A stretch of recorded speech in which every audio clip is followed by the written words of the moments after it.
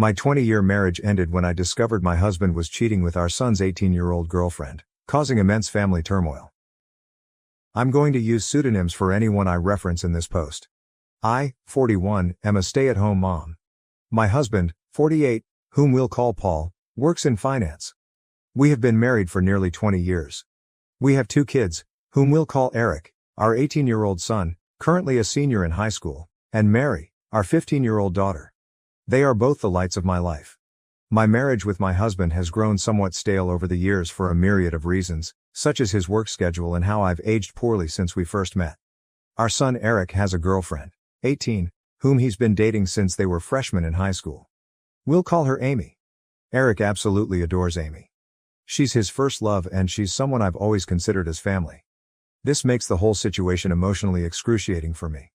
Last week I inadvertently saw my husband's phone screen and got a glimpse of a text thread between my husband and Amy, our son's girlfriend, and I read what looked like a message of her telling him that she misses sucking his cock. I froze in place, in complete disbelief. I spent most of the day convincing myself that I must have misread what I saw. However, I didn't misread it because, over the last several days, I discovered a file on his computer filled with tons of BDSM porn. He clearly has a porn addiction. He also has saved photos of Amy from her Instagram on his computer. Although they weren't inappropriate, she was fully clothed, it was still the proof I needed to confirm that I wasn't going crazy. I also looked at his phone during opportune moments and saw more of their interactions. I wish I had never looked. They were filled with mean, horrible things said at my expense, with him constantly comparing me to her. He would call me fat and old, among other things, with Amy LOLing. I've always had hunches or paranoid feelings that Paul has been cheating on me, but never in a million years could I have fathomed something like this. Last month, I found a thong in our bedroom that I know wasn't mine. I turned a blind eye to it, being naive and acting like it was maybe our daughter's, even though that made 0 sense. Not only is he cheating on me, but he's betraying our son. I'm completely devastated. I don't even think words can adequately describe the dread, anger, shock I feel right now.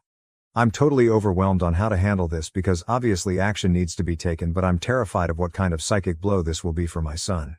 I have no idea how to even broach this completely fucked up topic with him. I wouldn't wish this predicament on my worst enemy. I can't even believe I married this scumbag in the first place. And then my mind started to race, realizing that I started noticing specifically unusual behavior from him around the same time Amy turned 18. Was he waiting for her to turn 18 before pursuing this affair? There's so many layers to all of this and I'm completely paralyzed with fear and dread about it all. None of it makes any fucking sense. How did this happen? Am I that much of a stupid idiot that I let all of this happen under my watch? Eric adores Amy, and the thought of revealing this sickening truth to him terrifies me. The impact on his young heart and mind could be devastating. My heart aches for Eric and Mary, who are completely innocent bystanders. I haven't confronted my husband about this because I'm frankly scared of the domino effect. I don't know who to turn to first about this.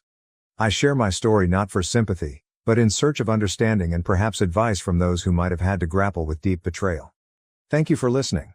Further info from OP. To not have my initial post be long-winded because I didn't think I needed to get into the minutiae of this, I didn't bother going into those details. How I inadvertently saw it was this: he was on his phone, he did not have iMessage open currently on the screen, but the application was still open. You know how on the iPhone when you swipe up it shows all of the applications that are open and you can close them. When he was closing out the applications, something he does compulsively, I noticed it. It's not like he was some kind of idiotic buffoon having a message open for all to see. I saw he forgot he had the application running when he swiped up from a completely different app. Also, I did say in my post that I went back to his phone to actually solidify my suspicion on a different day. So you are incorrect in asserting that I'm now magically changing my story. I am being consistent. Relevant comments. Comment 1. If she's freshly 18, isn't this illegal? There's no way they weren't doing anything illegal before she turned into an adult. Also, even if the age gap is over 3 decades, our husband is suspected ASF, police immediately. OP, she's been 18 for 5 months now. I haven't been able to gauge when their affair started. I'm trying my hardest to figure that out. He deletes his texts every couple of weeks it seems like, so I haven't been able to pinpoint when this whole thing started. OPADs in the comments. Thank you everyone for overwhelming support. I'm sorry if I haven't responded to your private messages. I'll get to it when I can. Dealing with a lot right now and taking a lot of steps that need to be taken. I'm trying to be smart and strategic with this truly surreal and terrible situation I'm in. I want to be clear that not telling my son about this was never something I was considering. I didn't mean to make it seem that way. I was just saying I'm intensely dreading it, but obviously it needs to be addressed. It's one part of the many steps of my overall plan. I'm currently playing dumb and collecting as much evidence as I can so I can be prepared for anything and everything. I'm going to protect myself and I'm going to make sure I don't put myself in any potential harm's way. I'll post a more thorough update soon when I can. But please know, you've all touched my heart so much and made me feel less alone. Update 1. I'm using pseudonyms for confidentiality. I shared a situation a few days ago on another subreddit involving my 41F husband, Paul, 48M our children, Eric, 18M and Mary, 15F. I discovered that Paul was having an affair with our son's 18-year-old girlfriend, Amy. My son has been dating her since they were freshmen in high school.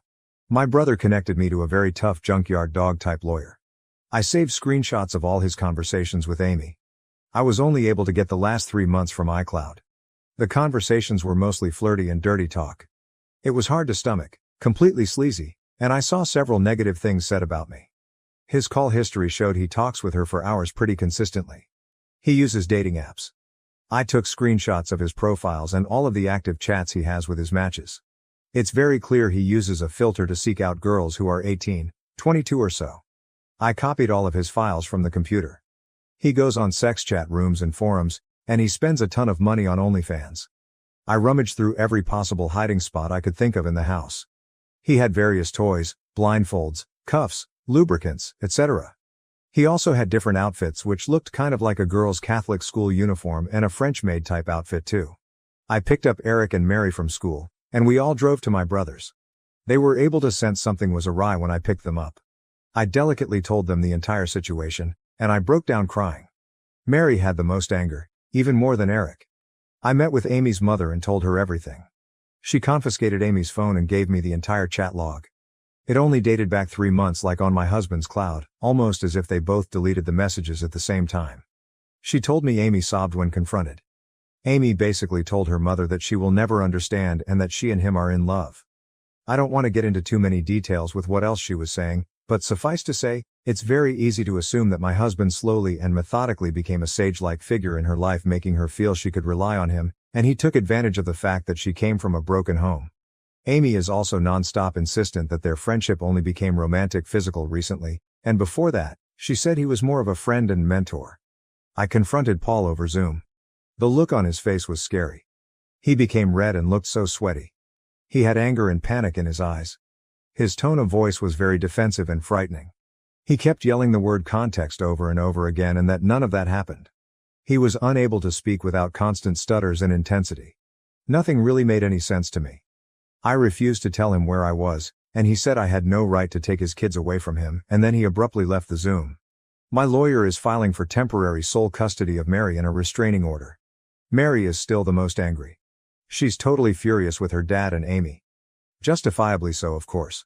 Mary is recollecting moments and times she watched her dad interact with her friends and she's in knots about it. Eric is very clearly hurting, but he's so strong and very level-headed. He wants to see a therapist. The maturity my kids are showing makes me proud. They don't deserve this at all. We made the authorities aware of everything.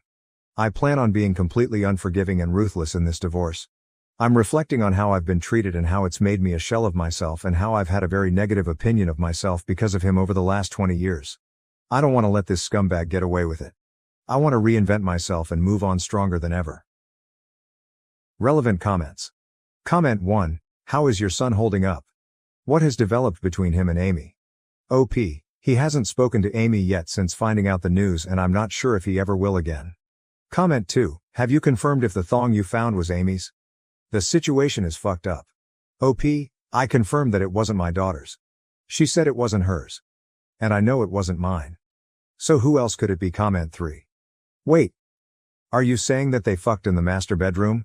Comment 4. Don't cheaters always use their married bed? OP. Yes, I believe he did. OP adds in the comments.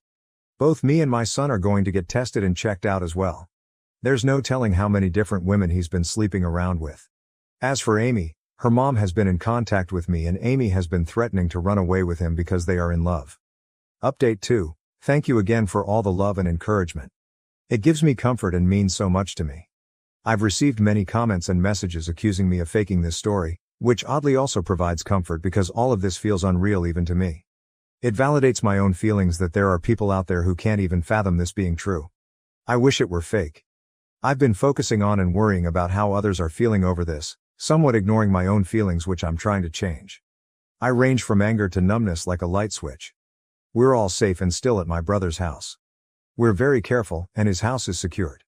Paul has tried to call my cell phone several times a day.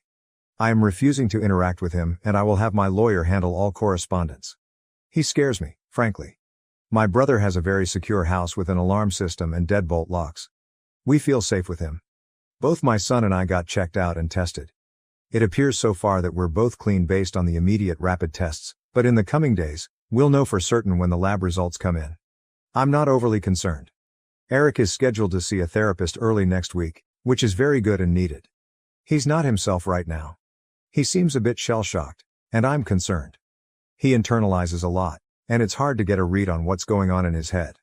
That being said, he's thoughtful and has been talking with me, asking me how I'm doing and everything. He's not interested in corresponding with his dad at all. He calls only my cell phone, and he hasn't tried to reach out to either Eric or Mary. I get the sense that Paul is extremely nervous.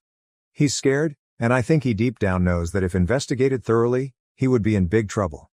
That's what my gut is telling me. I still think about the Zoom call with him, and the more I think about it, the more it looked like he was a man whose entire world was crashing down on him. The panic in his face was very apparent. I offered Mary for me to make an appointment with a therapist as well, but she doesn't want to see one yet.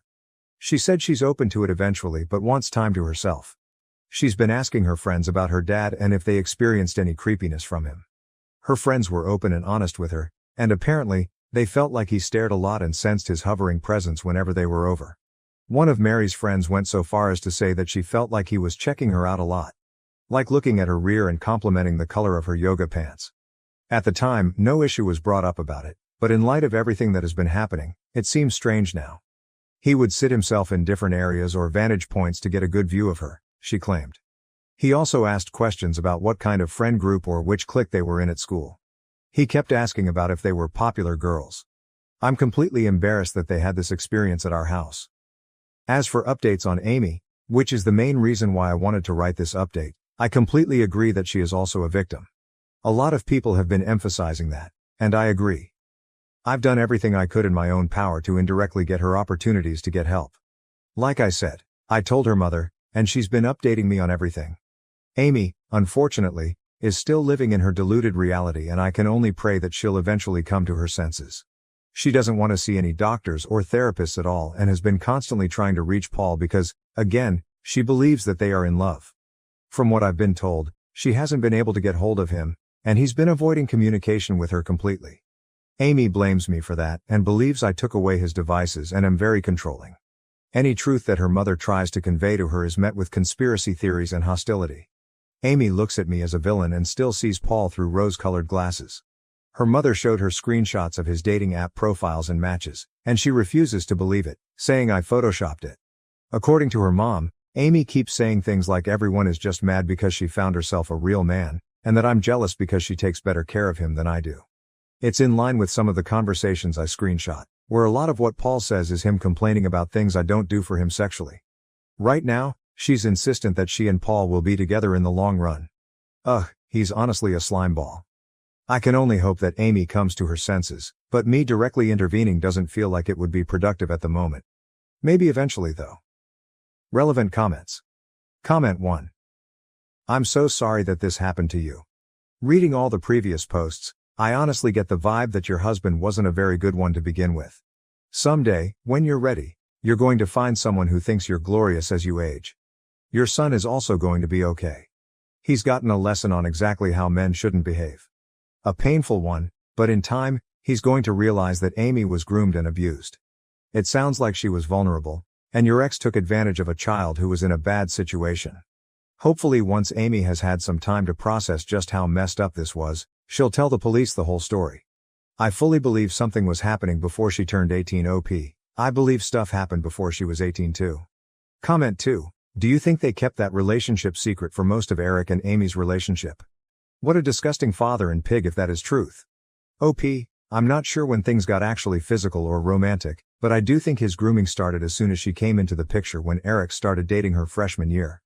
This mentor and a friend that Amy alluded to had to start right away, and the way she's acting now, being so indebted and believing every single thing he says, shows that his effect on her had to be over a long period of time. She only turned 18 like 5 months ago. Her behavior and infatuation for him seems so strong that it couldn't possibly be only 5 months of them being together. Comment 3. If they are consenting adults, then there is nothing to report. This is a personal problem that needs to be dealt with by attorneys and the people involved. People are way too jumpy to snap to the police to fix their problems anymore. OP is handling this the correct way. If any legal issues come into play, then her attorney will do the right thing.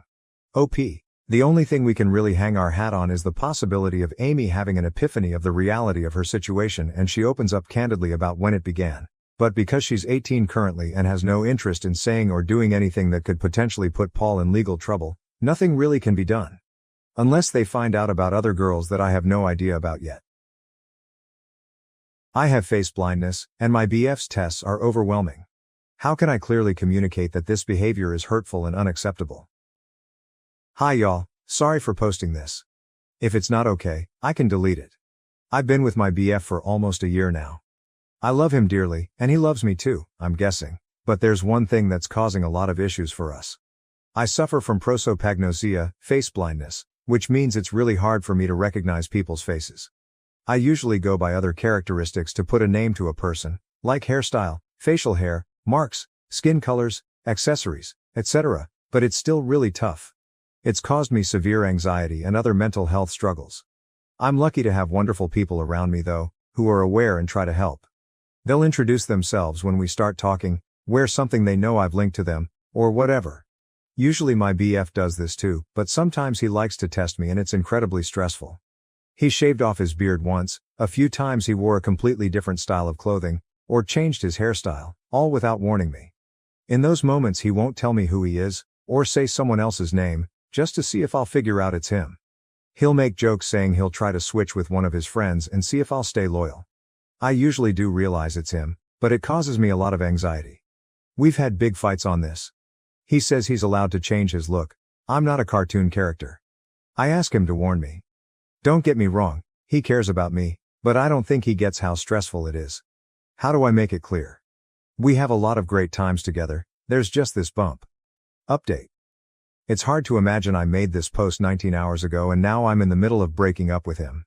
I'm very tired, so I'm going to keep this short. I went to talk to him, showed him this and told him he can't do it anymore. The conversation was a lot. First he was angry I made this post, then he was angry I was taking it all so serious. Lots of apologies and so on. He again said he was just trying to make a tough situation more light. I said it's too much. He said I can't take a joke and I need to let him be him. That he always tells me when he's been joking, and if he was really keen on hurting me he'd just do things and not tell me, so his telling proves he cares. That one made me feel uncomfortable. At one point he said he just wanted to test if it was real, because I could just be using it as an excuse to do anything. I left after that cause we were just going in circles. There was a lot of me making an issue of one small thing. I'm exhausted. He's still blowing up my phone with love and apologies, but you guys made me realize a lot. Thanks, really. I'm trying to stay rational about it, but it's hard because I do care about him a lot. I'm gonna get a few hours of sleep. Thank you again. Relevant comments. Comment 1. He is messing with your safety. Does he not realize that? OP. I don't think he realizes how confusing it all is. There was a moment he did the opposite, acting all weirded out when I thanked him for a nice date, saying it wasn't him, and though I knew it was, I still started to doubt myself. He did say it was a joke soon after, but it caused such a panic. He hasn't done it again, but it took me a long time to feel comfortable again. Comment 2. Making someone feel unsafe is not a joke. Gaslighting someone you care about is not a joke. Comment 3. Holy smokes, that's terrifying. Not to recognize a familiar face with a major change like that. That is like nightmare fuel. That your BF does it to you, multiple times on purpose, is scary. I don't know if there is a way you can explain it to him if he doesn't get it. It seems he enjoys your panic. Which is not a good thing for a partner. If this was my partner I would get a tattoo or something. And I don't have any. OP, my dad actually got a tattoo on his arm for me, which is a great comfort. I hadn't realized how messed up everything is, until reading all these replies. Comment 4. Your boyfriend is basically abusing you in emotional situations. He thinks it's hilarious you struggle and get severe anxiety, which isn't normal, nor does it mean he cares about you. This is a huge red flag. OP. Abuse is a really big word, but I do agree it's not okay. I'm seeing him soon, we'll see how it goes. Update 1. Hi y'all, hope it's okay. I will post a little update. Things went batshit crazy. A lot has happened in the last days. I'm really grateful to you all, honestly. I wasn't aware about the real meaning of his pranks, and what it said about him and our relationship. I went to talk to him the same evening I made that post, with the intention of making clear he can't pull all that anymore. The conversation escalated. We talked for hours into the night and every day since. There's been a lot of messages. He got angry about the Reddit post I made. I showed him. Angry at you guys. Angry that I couldn't take a joke and listen to strangers. Said things like he in the beginning didn't believe I actually suffered from it, and would use it as an excuse to cheat on him. That now he does believe, but, due to bad breakups in the past, he has a hard time trusting I won't use it as an excuse regardless. Said he was joking about it because he wanted to make a tough situation lighter, and that's just his sense of humor. That if I loved him, I'd accept that. When I made it clear I was done, it got even worse. He began apologizing a lot. Said he didn't realize it was such a big thing for me. Again, didn't make any sense with all said before. In the same breath he said that he at least told me. To the people who thought he actually had planned to trick me by using one of his friends, I think y'all may be very right. To be honest, I was done. I do care about him a lot. Can't just shut that off, but it's never going to work. There's been many messages / calls / etc. He dropped some vague hints that sometimes he pulled pranks I wasn't aware of. I don't know if that is true, or he's just in a bad place right now. He also came to my place to apologize again. But I suspect he didn't expect I'd immediately recognize him, as he didn't apologize till I said his name. He's not evil, but just very messed up. I blocked him everywhere, told him not to show up anymore, and that a friend would give him his stuff. I'm going to delete this account soon, but I wanted to thank you guys for helping me realize it. I genuinely don't think I would have. I'm heartbroken, but a bit relieved as well. Thanks for all the support and kindness. Relevant comments. Comment 1. I'm glad you broke up. Someone who loves you shouldn't ever do that to you. Just curious about your condition. Do you also have issues with recognizing voices as well as faces? I can only imagine how hard it must be to deal with. OP.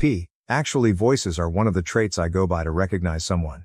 Voices, posture, tattoos, hairstyle, and so on. Thank you loads. Update 2.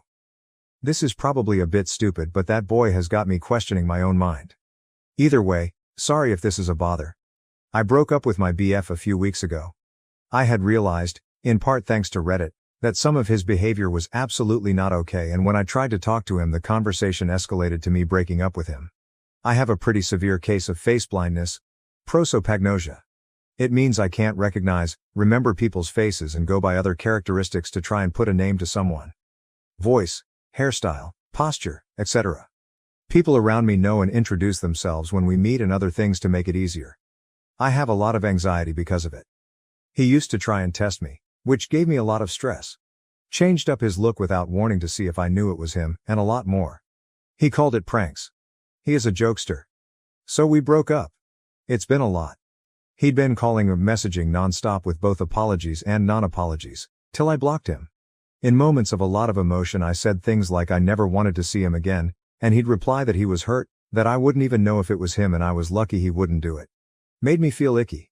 He contacted me again yesterday, through a new account, saying he just wants one more face-to-face conversation, if only to give him his stuff that is still at my place and get some closure so we can both move on.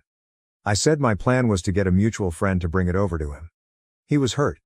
He did seem a lot more calm than before and told me we were together for a year, he just wanted one conversation after I suddenly broke things off. That he had some time to process now, etc., and that he doesn't understand how he suddenly, after a year of loving each other, became so evil I couldn't have one chat with him. But I don't feel good about it. My gut is telling me this will not be a good conversation. My worst fears are telling me he might play a trick to prove some point. Beta if I don't reply anymore, just say no. Edit. I didn't expect all these replies. I hope it's okay to respond like this. Thank you all, really. I think I knew already but somehow started to doubt myself. The past weeks have been a lot. I really appreciate and need these words. I'm ready for all of this to be over and done with. Also just a little thank you in general. Reddit's been a wonderful community and it's helped me a lot. Update 3. It's been a wee bit, and since I'm still getting messages about this, I thought I'd just give one big update for this. So more than a month ago I broke up with my BF because he kept pulling pranks involving my face blindness. I can't recognize faces and am dependent on other aspects to recognize someone, and even then it's still confusing. After that he'd been bugging me that he wanted to meet up, so we could get some closure. My gut was telling me not to, but I felt guilty. With you guys' advice, and my own gut feeling in mind, I decided not to go. I asked a friend, Roger, to go bring him his stuff and kept him blocked, including blocking the new accounts he'd made. Roger came back with a letter from him, to me. The letter in itself was apologetic. He even said he was grateful for our time together and took full responsibility. It ended with him saying he'd respect it if I chose not to reply or message. Honestly, a lot of very respectful words. I still decided not to get in touch. Still trying to get over the breakup myself. But I did appreciate it, till I found out he wasn't letting go like he said. Roger and some other mutual friends let me know he was asking them about me. A lot, if I had read the letter, if I was seeing someone else, already. And so on. Couple of days ago he showed up at my place. He was clearly not sober and upset. He just seemed so broken, so I, stupidly, let him in. For a while he was just being miserably nice, while I got him water and stuff. But the more sober, the more angry he got. At that point I messaged basically everyone I knew to come. I didn't think he'd hurt me, but I didn't feel comfortable being alone with him regardless. Among the many accusations of me not even having the decency to reply, that I clearly never cared about him and that I was a horrendous person, he told me I cheated on him and didn't even know it. So how could I blame him for not trusting me? I'm not gonna lie, I was trying to stay calm but failed. And I know I should have not lost my cool. I screamed at him, asked him what he was talking about. Apparently on a night out with him and others, he asked his friend Mike, who knows of my face blindness and has similar characteristics as my ex, apart from a different voice and smell, to swap out with him and kissed me. And I didn't know. I don't know if he's lying or not. But knowing I was drinking and in a crowded loud room, I know it's a possibility. Especially since Mike tried to kiss me another time, though then I immediately realized it was him and lost my shit at him.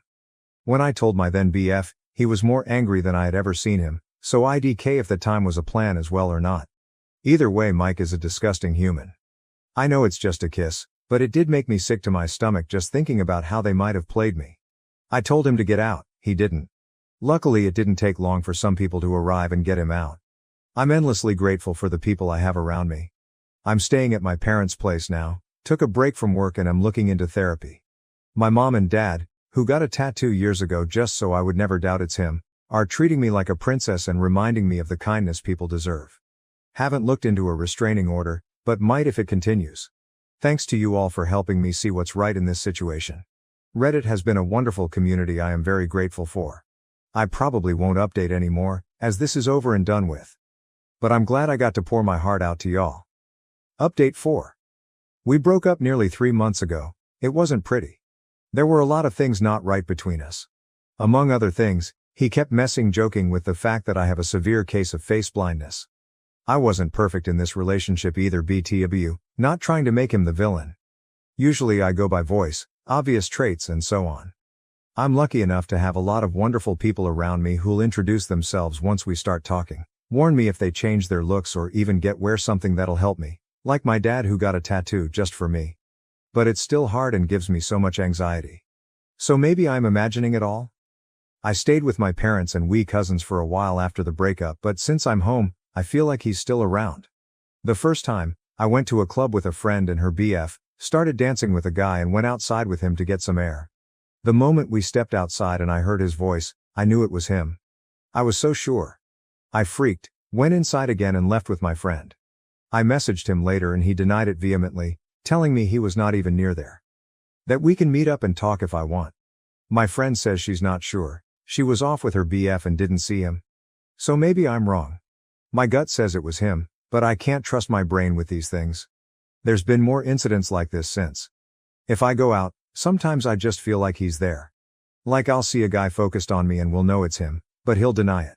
Or someone will come to my job and I'll recognize the voice, but he responds so confused and I'll feel like a crazy person making a scene, so I just quietly give him what he needs.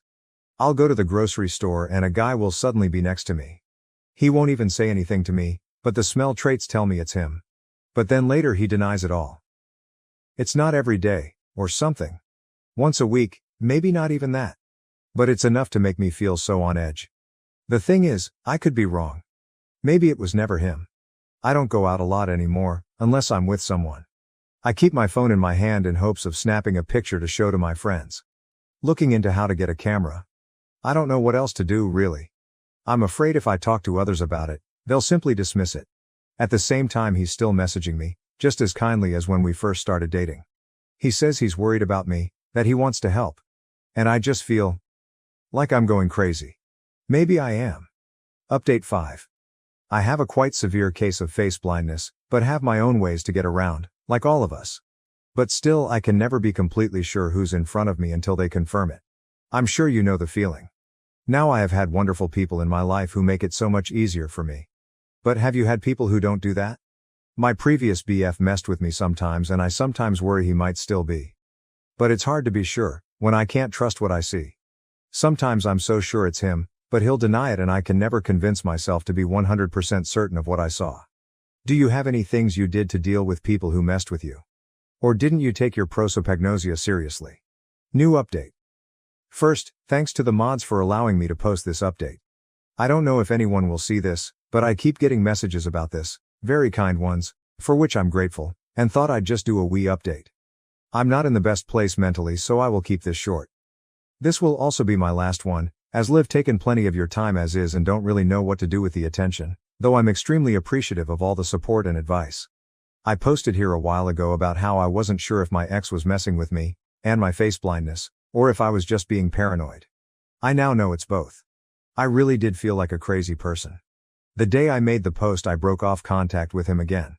I got a few more messages from him, all kind and concerned-ish. Even some mutual friends, and one girl I barely know, reached out saying they were worried because of what my ex told them. But here's the thing, I did manage to subtly make two videos, 2 different times, in which my parents could clearly see him.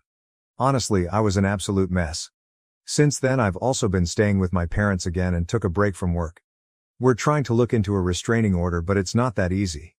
There's some redemption though. A friend did what I didn't have the balls to do and completely exposed him. Got some very angry messages from my ex after, in which he, among other things, said he just happened to be in the same place, but now I'm making him out to be some kind of stalker because of my insecurities. Doesn't explain why he didn't just say it was him though. Or how it happened at least twice in less than 2 weeks. That's where we're at right now. I wish I could tell you more. I'm kind of stuck right now. I have no proof about the previous times. Even more so, there's been moments in the past weeks I also thought it was him, and it wasn't. Either confirmed by video, or because I wasn't alone. Then there's been some times in the last weeks where I didn't manage to get any recording, photo. Though I am relieved to have some answers, I'm also heartbroken. I don't know how to process knowing there's people that'll abuse my flaws in this way. I feel incredibly paranoid and it's exhausting. I'm looking into moving away. At the same time, I'm hopeful this is the end of it, that him getting exposed will be the end of this. Multiple people have told him to back off and leave me alone. I'm happy to be home with my parents for now. I'm safe, thanks for all the advice. Relevant comments. Commenter, dude is an abusive psycho. Put him on blast. He has serious mental problems. OP, I'm gonna sound like an absolute idiot, but I still often feel conflicted about it. I wish he'd just admit to everything. There's a lot of things that feel uncertain and I'm having a hard time letting those go. Like, I only have proof about those 2 times. What if he's right and it was only those 2? Still wouldn't be okay, but IDK, either way, just hope it all ends here. Am I the asshole for telling my friend, who is vegan and doesn't drink, that I'm tired of catering to her choices? My 50F friend Lauren, 46F, is a vegan who doesn't drink. That's awesome and I have no issue with that. The problem is that she is part of a small group of friends who don't get out very often, but when we do it always has to be limited due to Lauren's choices. We live in an area where our food choices suck to begin with, so having to go to eat where she can be satisfied is very limited. There really isn't much to do otherwise at night. In addition, she gets upset when any one of us eats something that has an obvious meat to it. For example, she doesn't say anything if we get a soup with chicken or something, but if we ordered a hamburger she would cause drama. Then she doesn't drink, which is no big deal, but she will then send us videos on the harmful effects of alcohol if we get a drink or two with dinner. It has gotten on my nerves to say the least. It's been a while now, so I am done with everyone catering to her needs. I have tried inviting everyone to specific places and invited Lauren as well. Then she puts into a group chat, "Hey ladies, since I can't eat at X, why don't we go to Y?" Then of course the other ones decide we should go to Y instead. I have backed off of going out because I don't want to spend money on food that sucks. Remember, it's vegan, not vegetarian, so it's very limiting. And is expensive, or have my intelligence questioned by sending shit about the effects of alcohol as if we are not beyond old enough to know or Google it. I barely drink anyway, but enjoy a glass or two every so often. She asked why I keep bailing, so I told her I respect your choices, but by the very nature of them they have limited mine. Being that I don't have the ability to go out often nor unlimited funds, I am only going to go when I know the entire experience will be what I want. So if I'm in the mood for a steak and a vodka tonic, I want to have them in a relaxed atmosphere, and that obviously bugs you. If I'm in the mood for a salad and water, I will gladly join you, or we can just hang out at the beach when we have time during the day. She didn't like that too much. She said that isn't what friendship is about, and I should enjoy the company enough not to care. I told her that I understood and I would gladly hang out with her when food or drink isn't in question because it's too expensive not to enjoy it. She said that there is nothing else to do around here. Then I asked if it's just about friends. Maybe she can eat first and join us out sometimes, and other times we can go to where she wants. She then told me that she's not going to sit around watching people eat meat. I said, okay, I get it, and you need to get that I'm not catering to your needs each time I'm free to hang out. I later got a text from a mutual friend that Lauren was upset, but she agreed with me because she was tired of the same shit. Of course this friend doesn't like conflict, so just listen to Lauren. So Ida, for not wanting to continue to eat food I don't like or refrain from having a drink or two to keep the peace here, or am I right in feeling like she's being selfish, expecting the rest of us to do what she's comfortable with each time? Relevant comments. Comment 1, NTA, but drop the friends that don't like conflict. Why surround yourself with spineless morons?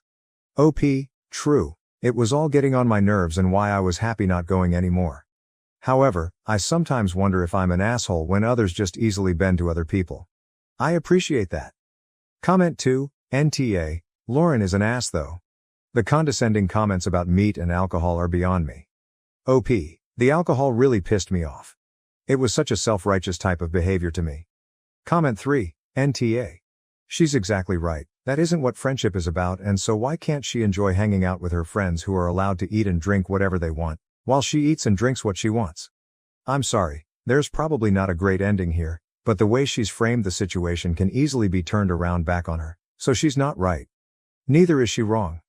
It just may be that you two are incompatible as friends. OP, yes, I'm feeling we are not a good fit. To be honest, I am working hard on setting boundaries, but sometimes I question if I'm not going overboard, especially when many other women my age seem to just go along with something. I felt like she was being extremely selfish, but thought I could be missing something, and why I asked. OP on if she had a problem with Lauren being a vegan and doesn't drink. OP, no. The problem is that I'm expected to become a vegan and not drink in her presence. I don't care what she does, but she cares what I do and the other women as well. OP on the food choices in the area. OP, nice try. I live in a small beach town. There is shitty food to begin with, so the options are extremely limited here. So I can't tell you how many salads I have been limited to eating while going out with her. There are no solely vegan restaurants and very few that have vegan options. She doesn't make it worthwhile to listen to negativity to get what you actually want, so that leaves fucking salad. So just because you misinterpret what I meant or assume the worst in people doesn't mean you're right. Fucking fame? Seriously. Damn. I thought my life was pretty lame just asking this question, and to think someone thinks I'd actually make this shit up. FFS. Update. Thank you so much to the countless people who commented on my post shown below. You made me realize that I wasn't an AH and shouldn't have put up with her BS. Many asked how I put up with it for so long. I don't have a good answer, but it was more about the group itself where I didn't want to create drama. My experience with friends has been lucky, as most everyone has been loving, fun and selfless. We can also call each other out on BS by busting chops and laughing. This was my first group who met semi-regularly, and the others were very sweet to where I felt uncomfortable rocking the boat. Anyway, yesterday it was a bazillion degrees out here in Florida, and I was playing tennis with Lauren and 2 others. We were dying. I don't normally play with her, but these women are all on my team I joined coming up in the fall, so we needed to start practicing. No, I did not join because of Lauren. LOL. I've played against the other 2 throughout the years, and they have been asking for me to play for a long time now, I live in a small area, so it's common for circles to mix like this. One of the ladies had to stop due to dizziness, cramping and nausea. We all decided that we should only play much earlier in the summer. Except of course Lauren, who didn't want to wake up early because she said she didn't play well then. That's when I had it. With the power of thousands of random Reddit strangers in my head, I basically told her off. I told her I've never met someone so self-absorbed in my entire life, and it was disgusting that she would even think that way in front of a teammate who clearly had heat exhaustion, let alone have it come out of her mouth. I said all this while her ass was sitting down, while the other woman and I got a cold wet towel for this woman and got her to drink. Lauren stormed off. These other two thanked me. One was her usual partner, who is the sweetest person alive and said she has been wanting to tell her off for a year now. The other one, who was feeling like shit, said she is going to tell the captain that she needs to go because she is like a cancer on the team. I am very happy to say that I will not be dealing with her selfish BS any longer. She can go shove a carrot up her ass for all I care. LOL, thanks so much everyone. Tonight I'm going to have a giant hamburger and a cold beverage in your honor. Cheers. Relevant comments. OP not respecting Lauren's wishes and trying to make this whole thing about herself and not Lauren. OP, I did say something and suggested other things. She wasn't having it. I wasn't pouting. We are busy and have lives, so this isn't the end of the world, and I was quite happy with that choice. I kindly told her my feelings and she told me I wasn't being a good friend because it isn't about the food. So then why do we have to eat her shit every time then? I wasn't hurt over the videos. It was fucked up to cross others' boundaries like that, as she was some self-righteous queen of health. She's controlling, as thousands have pointed out. That should be clear with her not budging on playing in the mornings after her teammate got sick from the heat. I spoke with her already calmly and nicely. She never budged and only expected me to continue to bend to her needs, inferring I was not a good friend. I still ended that conversation in a respectful manner to then learn she goes to a mutual friend to bitch about me. It was after the above that I felt she was extremely selfish, but I still wasn't sure because she turned it around on me. That's why I came here to Reddit. I didn't go off on her about the food. I went off on her because there was a woman about to throw up due to extreme heat. While another woman and myself were trying to cool her down and make sure she was okay, Lauren made it again about her. She sat there bitching about not wanting to play earlier because she doesn't play well early in the morning. BTW, that is complete bullshit because the matches start early in the mornings and she's played in this league for many years. I'm sorry, but you must be extremely infuriating to anyone who needs your help and needs you to listen. You fill in gaps to stories that don't exist. You assume what people are feeling and why they have done certain things, and then come across in a very pompous manner that you are correct. Yes, you're absolutely correct to the shit you literally made up in your head. However, you are very far off from what happened with me, how I felt and why I acted the way I did. Now to the next story, story 2. When a girl in the gym asked for help while recording, I refused, sparking an unexpected turn of events. Was I wrong? I think I acted rudely with a girl in the gym and wanted to get opinions on if I was the AH in this situation. I, 41M, go to the gym early in the morning around 5:30 a.m. There are generally very few people that come to the gym at that time. There is a girl, early 20s, that also comes to the gym at the same time. We always say hello to each other and have small talk between our sets.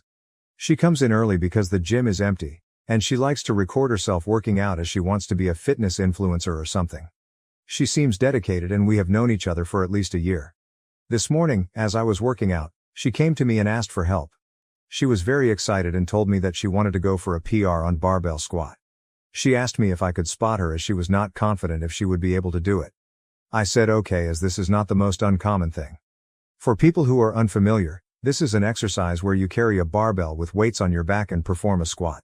The spotter has to stand behind the person and support the person in case they fail to get up. As she was getting ready, I saw her phone in the corner and asked her if I could be off camera or if she can stop recording. She said she really wanted to record herself doing it and I will look good on camera. I told her that I really do not want to be on camera as my wife or co-workers may watch the video if she posts it online and may not look good for me. Another reason that I did not tell her was that she was wearing a very revealing outfit, small sports bra and tight shorts, and I really did not feel comfortable being recorded standing behind her. She promised me that she will record it for herself and not post the video. However, I just did not want to be recorded. I told her that I really feel uncomfortable. And if she waits for 30 minutes, one of the trainers may be able to help her. She became really upset and asked me why I'm making the situation weird. She accused me of sexualizing her. She asked me if she was a man, would I have done it? I felt she had a point as I have done it for other people. I told her that I would be okay doing it, but I just don't want to be recorded doing it. She again went on a rant about me body shaming her and me being uncomfortable with her perfectly fine outfit. I felt bad that I upset her as she was just trying to work out. I have also asked people to spot me in past, and people always helped. However, I just did not want to be recorded. Am I the to refuse to spot her because she was recording it? I don't want her to feel that it was because of her clothes, or because she is a girl. However, as a married man, I need to observe some boundaries and really don't want to be recorded in that way with a girl half my age. I am also worried that she recorded our whole conversation and may post it online. I do not know what I should do in this situation and am a bit worried. Relevant comments. Commenter, NTA. People who are pointing out the line of how you think it would look inappropriate if a coworker or wife saw you aren't familiar with lifting. If she reached failure, it would absolutely look bad on you, because people don't understand what spotting and having to assist with squats looks like. OP, that was exactly what went through my mind. Plus, who knows what commentary someone can put on top of those videos to make it go viral. Update. I had posted on a different forum 3 weeks ago about me refusing to help a girl in the gym for spotting her barbell squat because she was recording us. I did not think it would blow up so much that my wife got this story on her TikTok. What happened after was pretty unexpected and my life is a bit absurd right now. I was worried that she would post our conversation about me refusing her help online and show me as the bad guy. I told my wife about the conversation, and she said that she has seen posts where young girls do add nasty voiceovers and make men my age look like creeps for views. My wife told me that I should just complain to the gym management about her for recording me without my consent, just to get ahead of things. When I went to the gym next week, I saw her again. I tried to keep my distance, but she kept on smiling at me. As I finished my sets, she came to me and asked me if we could talk. She wanted to apologize for her behavior from the previous day and how it was wrong of her to assume that I would be okay with her recording me. It was a pleasant surprise, as I was not expecting that. I told her that it was okay, and I just don't like to be recorded in general. She followed me outside and continued the conversation. She asked me how long I have been working out and I could advise her on her form. I told her that there are some really good personal trainers in the gym I could recommend to her, but she told me that she is unemployed and cannot afford them. She told me she will buy me a coffee if I can give her some pointers. At this point, I felt I was just being rude and told her sure, and we went to a nearby coffee shop. Her name is Haley. She graduated last year, moved back to her mom's house and is looking for a job. She was very chubby last year and wants to look like the TikTok fitness models and is trying hard to get in shape. We had a nice conversation, and I was able to help her with some of her questions. She already knew my name and asked me if my wife would be okay if she follows me on Instagram. I told her that the main purpose of that account is for my wife to spy on my friends' lives, so I generally don't use it. She asked me if I use Snapchat, and I had to remind her that I am twice her age. This is where it got crazy. When I came home, I told my wife about what happened. My wife loves her Reels and TikTok and wanted to see if she ever posted the video from the previous week. I only knew that her first name was Haley and how she looked and told my wife about it. When I came back from work in the evening, my wife was already home and sitting on the sofa. She was grinning ear to ear and told me to immediately sit next to her. Apparently, this girl had been posing about me and calling me her gym crush for the last 2 months. My face is blurred out in all the videos. A lot of videos were of her sitting in her car every morning and making up completely fictional romantic stories about our interactions. Each video had like 100 plus likes, which my wife says is not a lot, but feels like a lot. She had posted some videos of us just passing each other and smiling, or our conversation where I was telling her to stop recording, with a voiceover about how I approached her in the gym and complimented her body. There was a video from that morning about her coming to me while I was packing up, with her saying how I asked her out for a coffee. She is just making up fictional romantic bullshit for getting likes, and people were commenting and cheering for her. There were also other videos of her working out and posing in the gym locker room. My wife was laughing uncontrollably about how big of a sucker I am and how I'm internet famous now. I told her this needs to stop, but my wife insisted that she is too invested in the drama now and wants to see what happens next.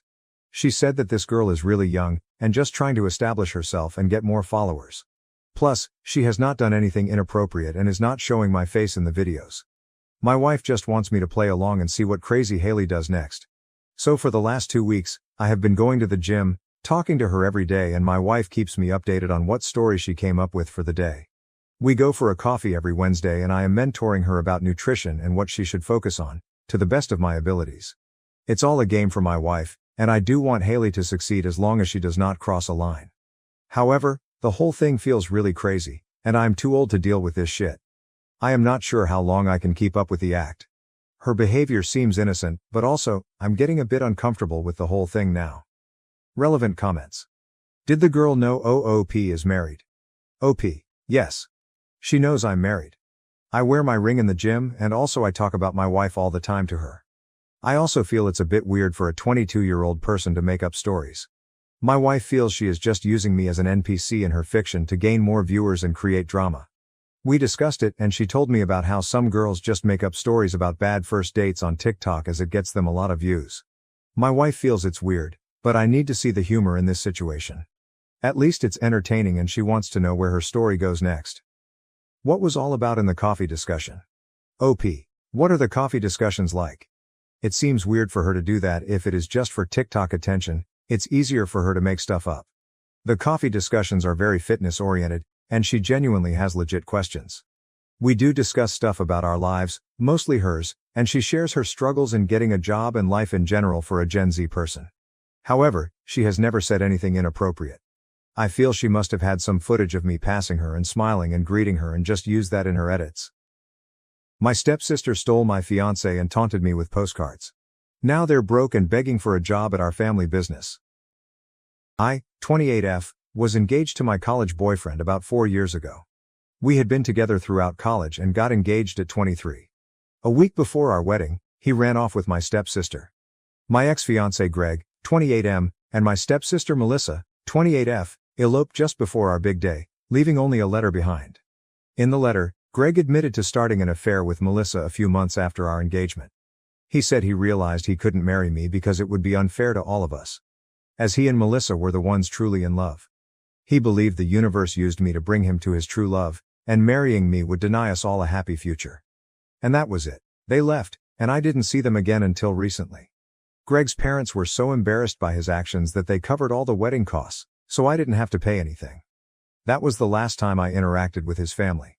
My own family was beyond embarrassed. They were furious. My father even considered hiring a private detective to track them down and bring them back for answers. Just to let you know, my father is actually my stepdad, but he has been my father ever since I was very young, and I have always called him dad because he is the only father I've ever known. My biological dad left shortly after I was born, and my mom never saw him again since he gave up his parental rights, and they were never married. My mom married my dad when I was 8. Melissa and I went to the same school, which is how our parents met. For some reason, Melissa took a dislike to me and treated me terribly for years. She was a true bully, constantly picking on me at school with her friends. The torment didn't stop at home. She would find ways to make me feel bad there too.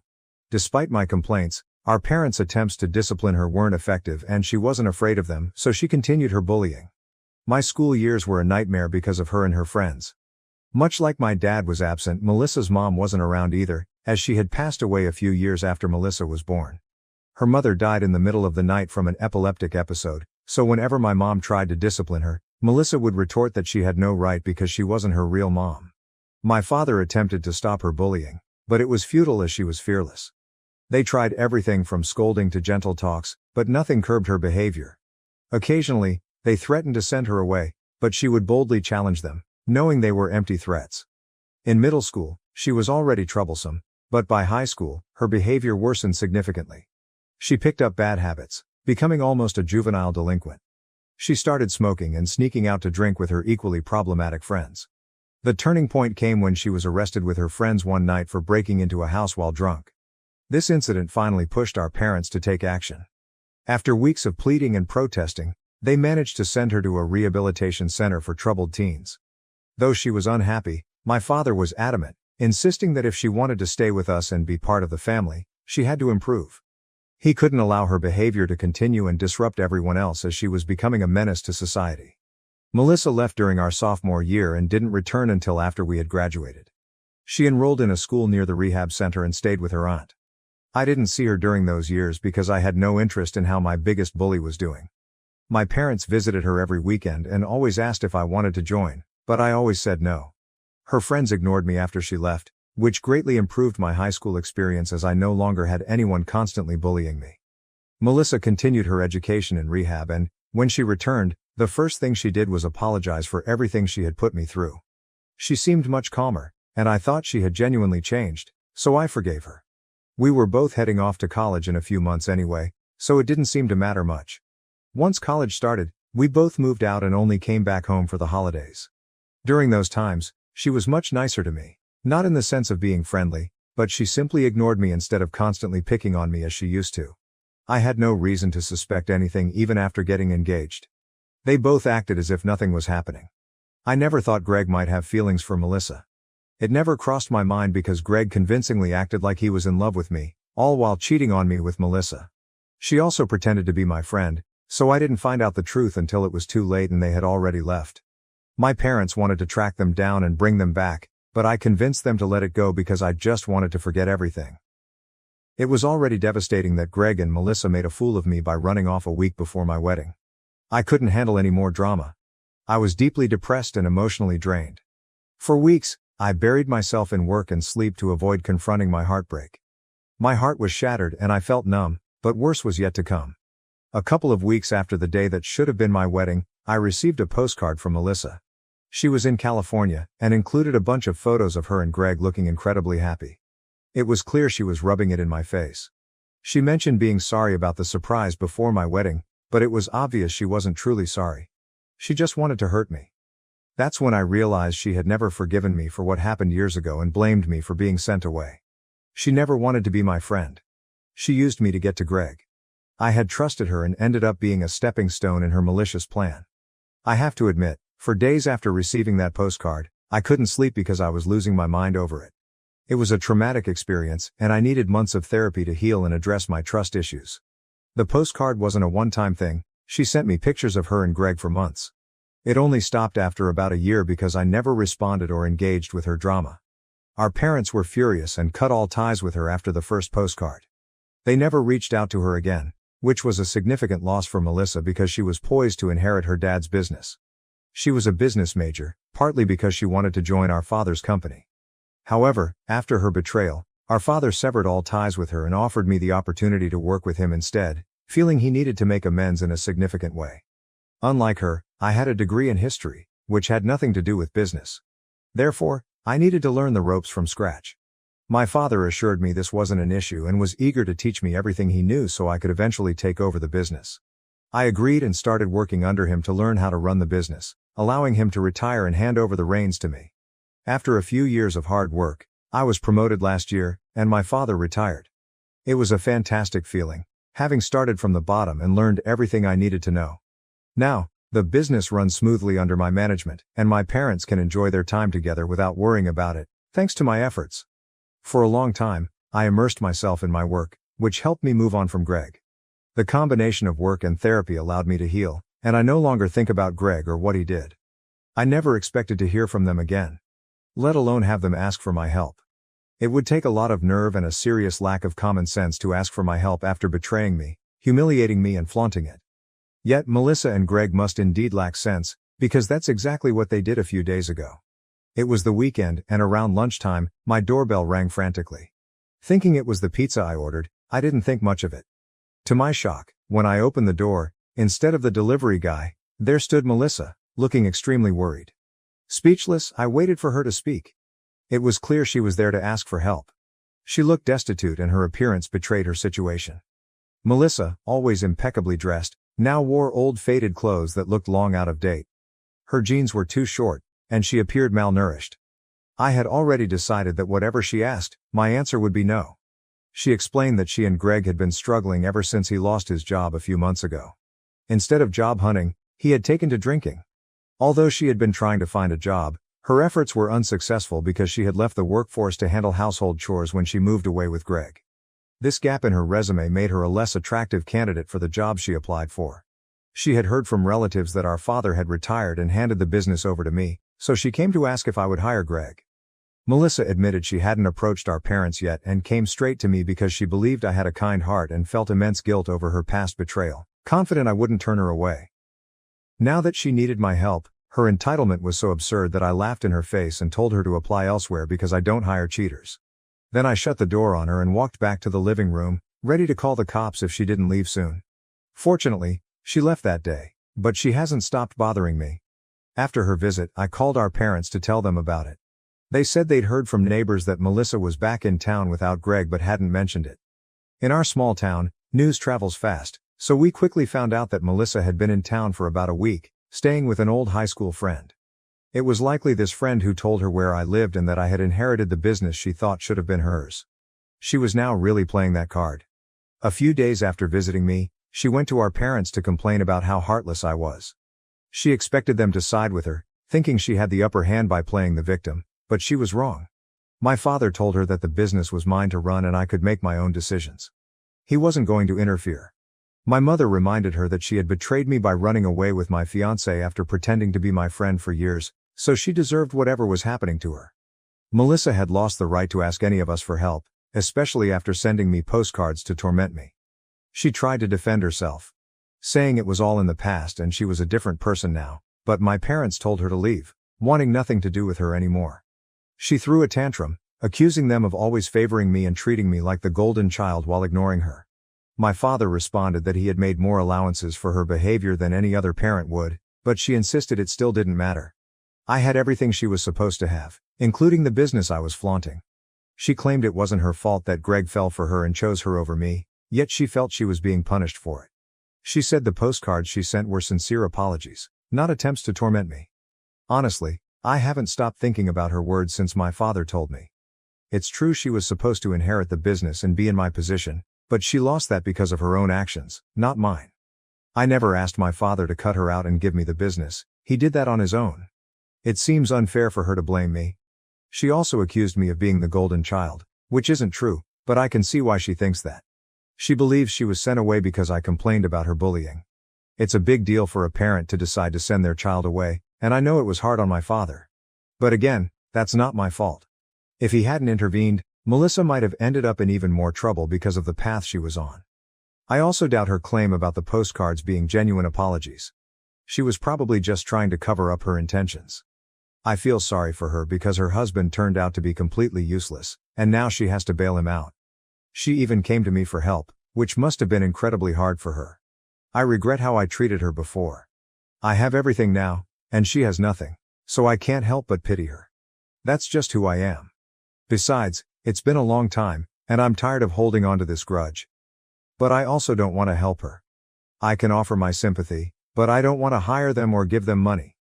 I think it's enough that I even feel bad for her after everything she put me through, which most people wouldn't do. The only reason I feel bad for her now is that this business was supposed to be hers. Now that I'm in a position of power, I'm finally getting back at her. And it feels wrong. Maybe it's because of what she said about me being the golden child, or maybe it's just imposter syndrome, but I feel weird about this. So am I the AH for refusing to hire my ex-fiancé, who eloped with my stepsister, now that they're struggling with money and need help? Update. I was at a loss and the comments here only made things more confusing.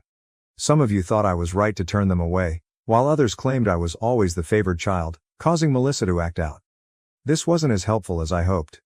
I decided to talk to my parents, as I've always sought their advice when facing problems. They assured me I had no reason to feel sorry for Melissa. They said everyone had gone above and beyond to help her become a better person, but if she wasn't willing to change, there was little we could do. My father mentioned he had intended to let her take over the business if she had behaved and been a good daughter, but she failed and embarrassed the family. Given that, she couldn't expect to take over or even be part of the family anymore. Talking to my parents made me feel much better. So, I'll try not to feel guilty about things I haven't done anymore. Update. About a week had passed since Melissa had shown up at my door and visited my parents. We hadn't heard from her, and I almost thought she had gone back to Greg until today when she appeared at my workplace and caused a scene. It was terrible because she just walked in, knowing the place well from childhood, and easily bypassed security. She stood in front of my office, shouting that I had stolen the business from her by pretending to be a perfect daughter to our parents and constantly sucking up to them to gain their approval. She accused me of falsely claiming she had bullied me throughout our childhood and convincing our father to send her to rehab just to solidify my position as the favored child. She declared that the business was supposed to be hers, but I was refusing to let her be a part of it because I was jealous Greg had chosen her over me, unlike our parents who had always favored me. She said I had lost my mind from being overlooked and had turned our parents against her. When I heard the commotion, I called security and went to see what was happening.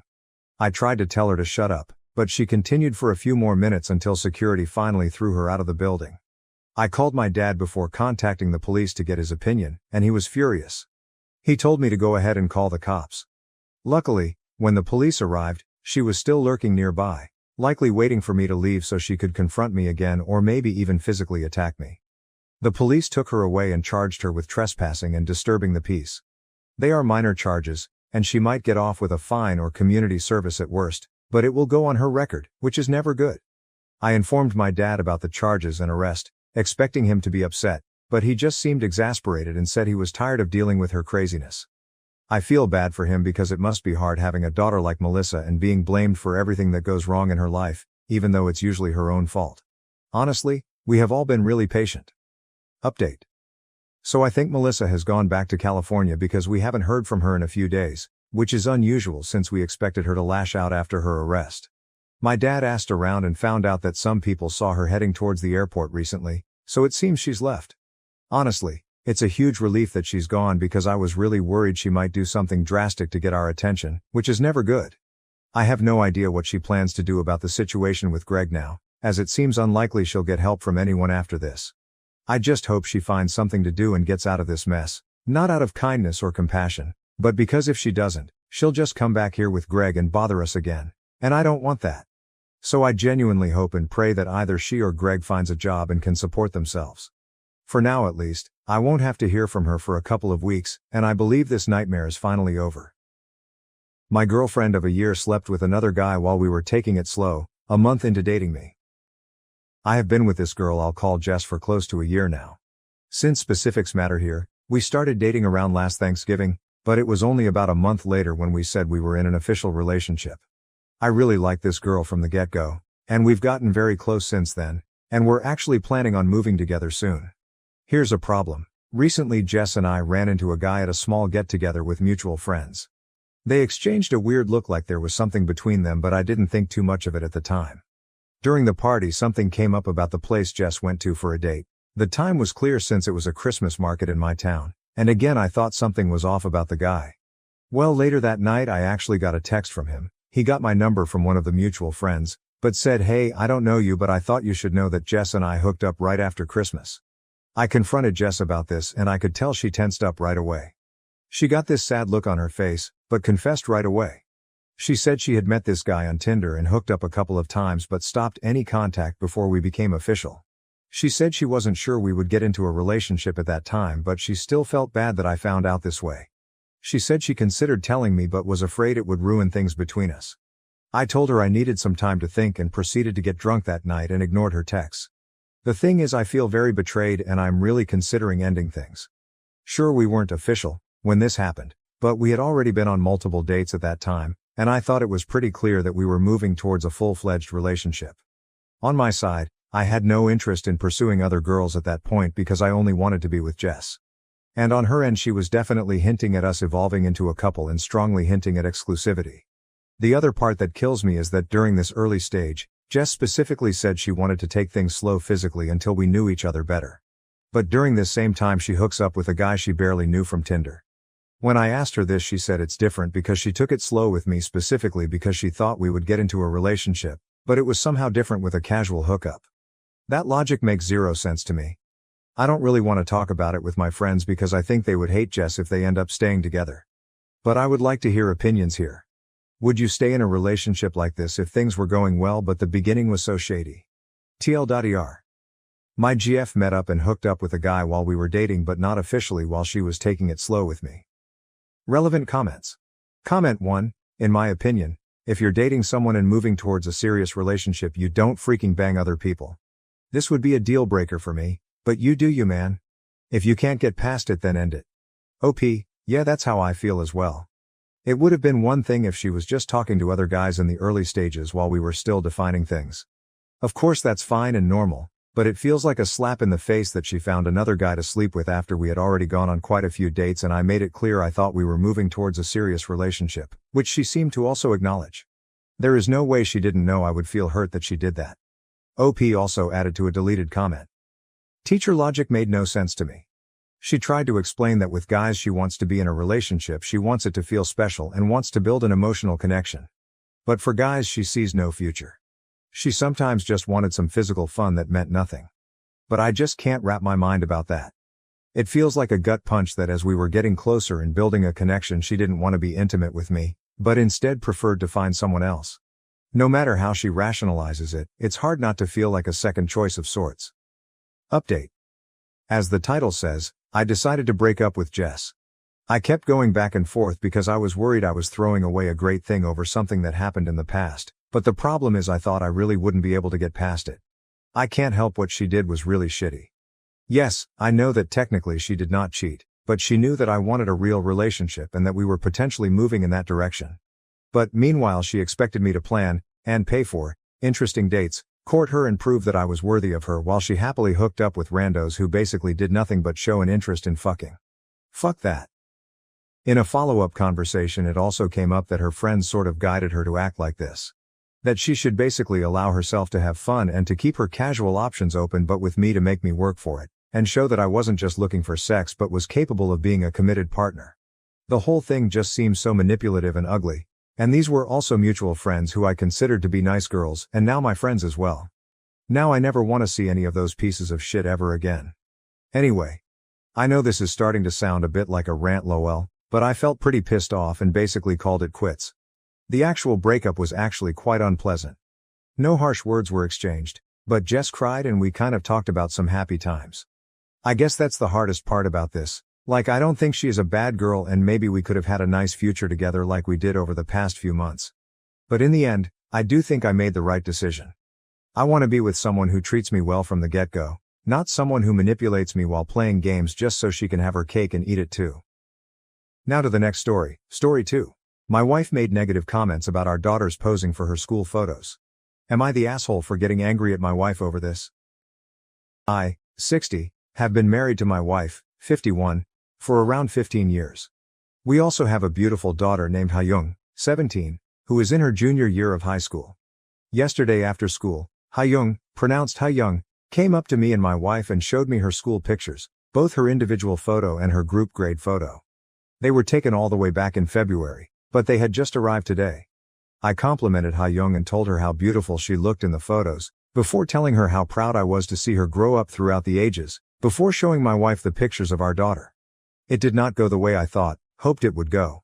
Instead of looking at it for a bit before saying something, my wife immediately pointed out to Hayoung that she was looking too downward, at the camera and that her eyes looked strained/forced. I was a bit taken aback at first, but I decided to just keep listening. My wife then said to my daughter that she would have to have rehearsals for school pictures with her for next year, because in my wife's words, Hayoung still doesn't understand how to properly pose, smile and look beautiful for a school picture. I was a bit irritated, but I let it slide. What set me off though, was my wife then said, Hayoung's picture is a fail. Honestly, Melissa looks the prettiest out of everyone. Hayoung got quiet and said, I'm gonna be honest, my picture this year is really bad compared to sophomore year. I got mad that evening. We had a huge argument in the living room. I told my wife that she was being cruel to our daughter and since school pictures were over, there was no point being so picky over it. My wife retaliated, saying that, even Hayoung says that she doesn't like how she looks in her school picture. I was just being honest, I'm only trying to help her. She then went into her room and started crying, saying that I don't understand her. I will admit, I raised my voice while we were having that argument and I'm seriously sitting here questioning myself about whether I was an asshole or not. After our argument, I knocked on Hayoung's door and I could tell by her expression that she had listened to every piece of the argument. I feel bad because I may have overreacted to something as simple as school pictures. Plus, I ruined my daughter's evening and my wife's too, and I also made my wife cry. TLDR, I shouted at my wife after she made some comments about my daughter's school photos and I'm wondering if I'm the age. Edit 1. This is not the first time my wife has said something like this. This is why I feel even more terrible because I let my daughter suffer like this. I did give my wife a word or two, but I always told Hayoung that this was just the way she spoke and that she really did love her. I really want to cry right now, especially overhearing Hayoung crying herself to sleep last night. She always kept a brave face around me and my wife, but it just breaks me even more, now knowing she feels like she can't talk to me either.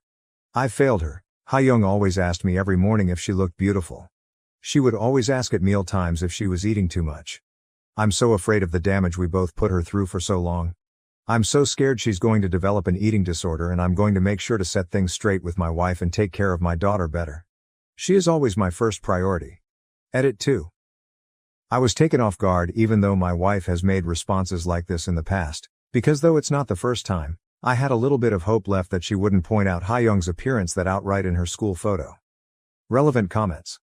Commenter, I am guessing based on the fake name that your wife is Korean. I know beauty standards there are super high and she could be projecting her own insecurities and maybe even comments that she got when she was young. Of course this is not okay, but it could be worth sitting down with her and having a talk. OP, you're right, me and my wife are both Korean.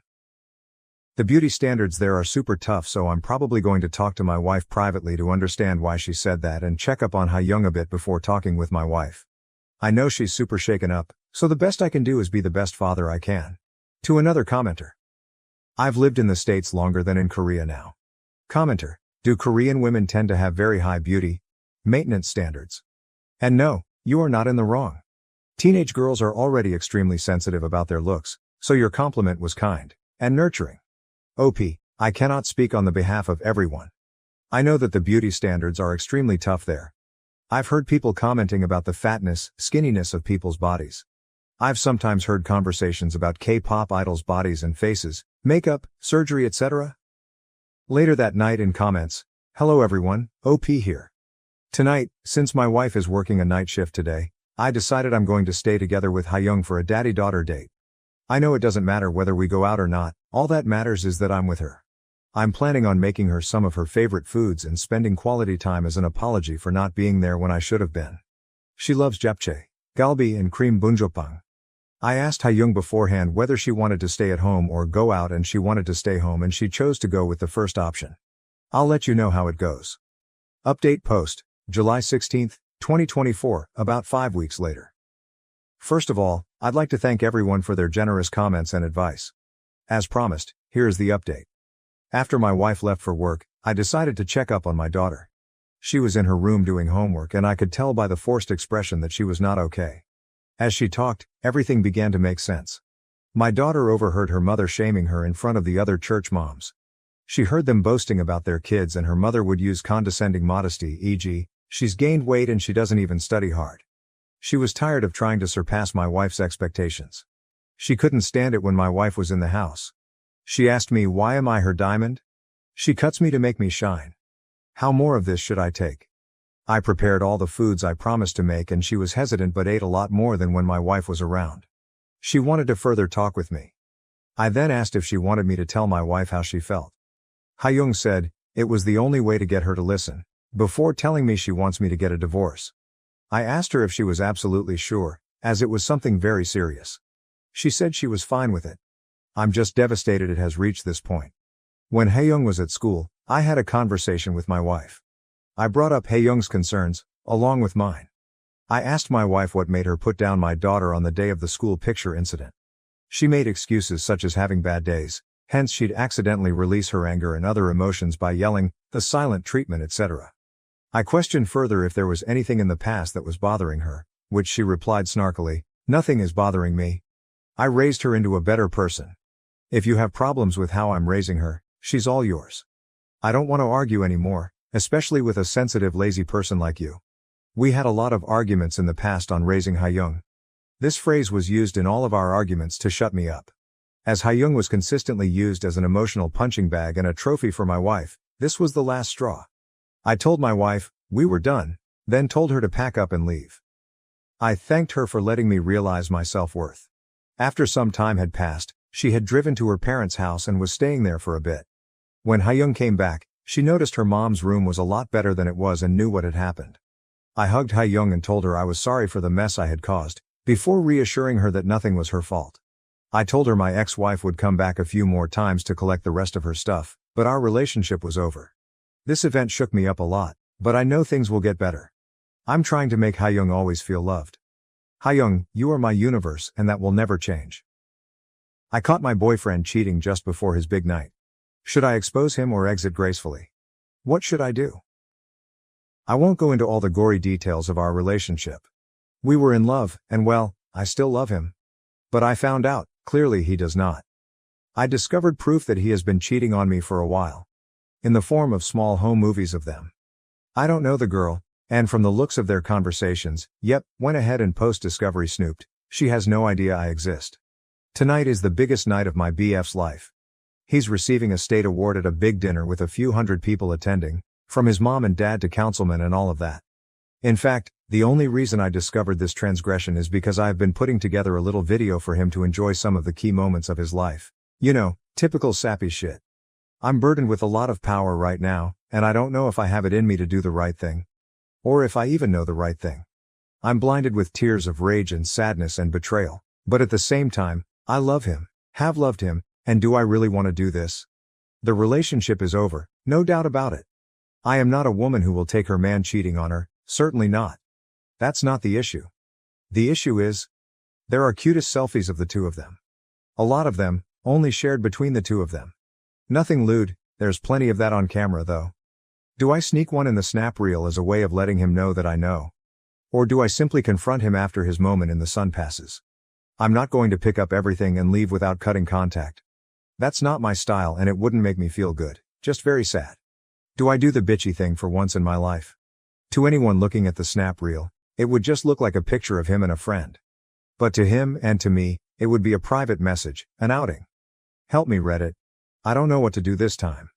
TLDR, found out BF was cheating on me, and have the power to let him know via slipping a photo of the two of them into the snap reel showing tonight. Should I do it or gracefully exit his life? Relevant comments. Comment 1. Nah, you know what? If there's really nothing that anyone would pick up on other than the two of you, you slip that photo into the slideshow. Make eye contact with him when the photo appears on screen. Then, when it's over, you stand up and walk out. It ain't the high road, but nobody needs to walk the high road all the time. OP, I chuckled. I think the only reason I would do this is to make eye contact with him so that he knows I know. But I'm not sure I have the guts to do that. I'm not exactly Olivia Pope. Update. Found out BF was cheating on me, and had the power to let him know via slipping a photo of the two of them into the snap reel showing tonight. Should I do it, or gracefully exit his life? Well, it's been a month and a half since this all went down. I have gotten so many requests for an update and I never intended to actually give one, honestly, because I was afraid of the fallout depending on what I ended up doing. So what did I do? I did the immature vengeful thing. And I don't regret it. I took a few photos of the two of them, tasteful photos that gave off no indication other than she might be a childhood friend. I slipped them into the snap reel. And I spoke kindly of him at the podium, then after my turn was finished, I walked out. I drove home feeling calm and in control. 20 minutes later, the text started. Where did I go? What did I know? Where did I find the photos? Was there more in store for him? I texted him, I know you've been fucking her. But there are no more photos. There weren't any, and of course I left it at that. He didn't come home that night. Or the next. The next day, he called me to ask me if we could meet and talk at a public location. I agreed to meet him at Starbucks. I arrived early, waited for him. He showed up a few minutes late and took the seat across from me. He started right off with the excuses, how it just happened and he regrets it fully, she doesn't mean anything to him, and that she looked like a girl he had a crush on in high school and he was powerless against his teenage self. I didn't interrupt him, just let him have his time. When he was done and looking at me for a sign of what might happen next, all I could say was, so where did you stay the past few nights? Her house. And what did you do? He wouldn't answer. There hadn't been any doubt in my mind. Really. I knew I was leaving him. He talked over himself, apologizing, begging for forgiveness, saying he'd change. I told him that I didn't want him to have to change himself. That if who he was, naturally, was someone who cheated on his girlfriend, then that's not someone I wanted to be with. He said that he was thinking of proposing to me, and all I could say after that was, good thing I found out before. Fast forward to a few weeks later. He's moved out and I'm doing well. We have cut off contact. People ask me about him all the time, and I just let them know, he left me for a girl who looked like his high school crush. So that's the end. We are broken up. We are never, ever getting back together. I don't feel any regret for how I handled it. Like one commenter said, there's no need to take the high road all the time. I added the photos to the snap reel. He saw them. We broke up and are never getting back together. I don't regret my choice, only that I wasted 3 years with an overgrown child. Now to the next story, story 2. Am I the asshole for demanding my husband block his female friend who warned him against marrying me? I, 26, want my husband, 27, to immediately block one of his friends, Kyla, 27. He thinks I'm overreacting, and wants opinions from some cool-headed people on if I'm just acting crazy, or this is something that would cross the line for you. My husband has a group of 8 friends he has been close with since his college days. Kyla is one of his friends. When my husband and I started dating, he introduced me to all of them, and everyone was very friendly. I used to hang out with them frequently. I am an introvert, and so is my husband. I would always ask him to spend time alone as being in social settings just saps all my energy away. His friends, and especially Kyla, always made it a point to tell me how he hangs out with them less after he started dating me. Kyla also had a weird energy around me. If I was with my husband, she would be the friendliest with me. However, as soon as he walked away, she acted like I did not exist. My husband hates to be touched by others, we both are ND, but Kyla would always tease him by trying to hug him, mess his hair, etc. I never felt she was flirting with him, but just teasing him to make him annoyed. Overall, she just feels like a person who has a severe social boundary issue. We got married 2 years ago, and things have been great between us. Last week, we had our second marriage anniversary and invited a bunch of people. His friends stayed back after all the guests left, and we were all drinking and chatting. One of his friends, Jen, became a bit tipsy and started complimenting me on how beautiful our house is, how I care for my husband, and how he has changed for the better since marriage. Everyone was laughing at my husband at how much of a slob he was when he was single. Jen then pointed at Kyla and said, "You better pay up, 'cause you had bet that their marriage would not even last for 2 years. Everyone became silent and started changing the topic. I also did not want to spoil the mood and let it go, but it stuck in my head. After everyone left, I asked my husband what Jen was talking about. He also had noticed Jen saying that and was ready with a full explanation. He told me the story of what happened when we got engaged. When he proposed to me, he had not told his friends that he was going to do that. We went on a trip to Puerto Rico, and he surprised me there. We put our engagement pictures on Instagram while we were on the trip, and it was a big surprise to everyone as we were only dating for 1 year. When he came back and met all his friends, everyone congratulated him. However, Kyla started ranting about how he was a fool to propose so quickly, and she felt that I was not the right girl for him. Seems like she said some unkind things about me, implying I was a gold digger. My husband's family is wealthy, but so is mine. She had said that she bet we would break up within 2 years if we got married. That is why Jen was taunting her about how happy my husband was with me. I was very furious at this point, as I feel this is something he should have told me. I asked him to tell me truthfully if he had ever dated Kyla or had any history with her, as he has always told me that he has never dated anyone from his friend group. He said that he has of course not dated or hooked up with Kyla. However, Kyla had asked him out a few times when they were in college, and he always politely declined. I asked why he said no to her, and he said he just does not have any romantic feelings for her. I can see that because my husband does have a type, based on me or the other people he has dated in the past, and Kyla is the opposite of that. I am just mad at her for saying bad things about me, especially after knowing that we were already engaged and betting against my marriage. I told my husband that he needs to minimize contact with Kyla, and she is not invited to parties at our house anymore. He feels I am being too harsh for something she said almost 3 years ago. He also pointed out that she has been very supportive to both of us, and also helped a lot during our wedding arrangements.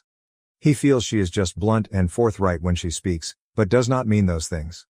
He told me to take some time and calm down, and we would revisit this topic in a week. He is worried this will completely change the dynamics within his friend group. Am I the asshole for wanting him to block her and stop inviting her to our house? Do you think I'm overreacting? I think betting against our marriage and bad-mouthing me behind my back seems like a huge betrayal. I am also mad at my husband that he kept this fact from me, and also never told me that Kyla asked him out during college days. Am I just being crazy and reactive? How would you react in this situation? I don't want to distance my husband from his friends, but I also do not want to see that bitch Kyla's face again. Update. I had posted almost 6 months ago regarding my husband's friend Kyla betting that our marriage would not last for more than 2 years. I was upset and had asked my husband to stop talking to her, because she disrespected our marriage. Since then, Kyla has pulled some really pathetic shit to stir up issues between my husband and I. After I wrote the post, my husband was trying to convince me that Kyla was just joking when she made those comments, and it happened so long ago.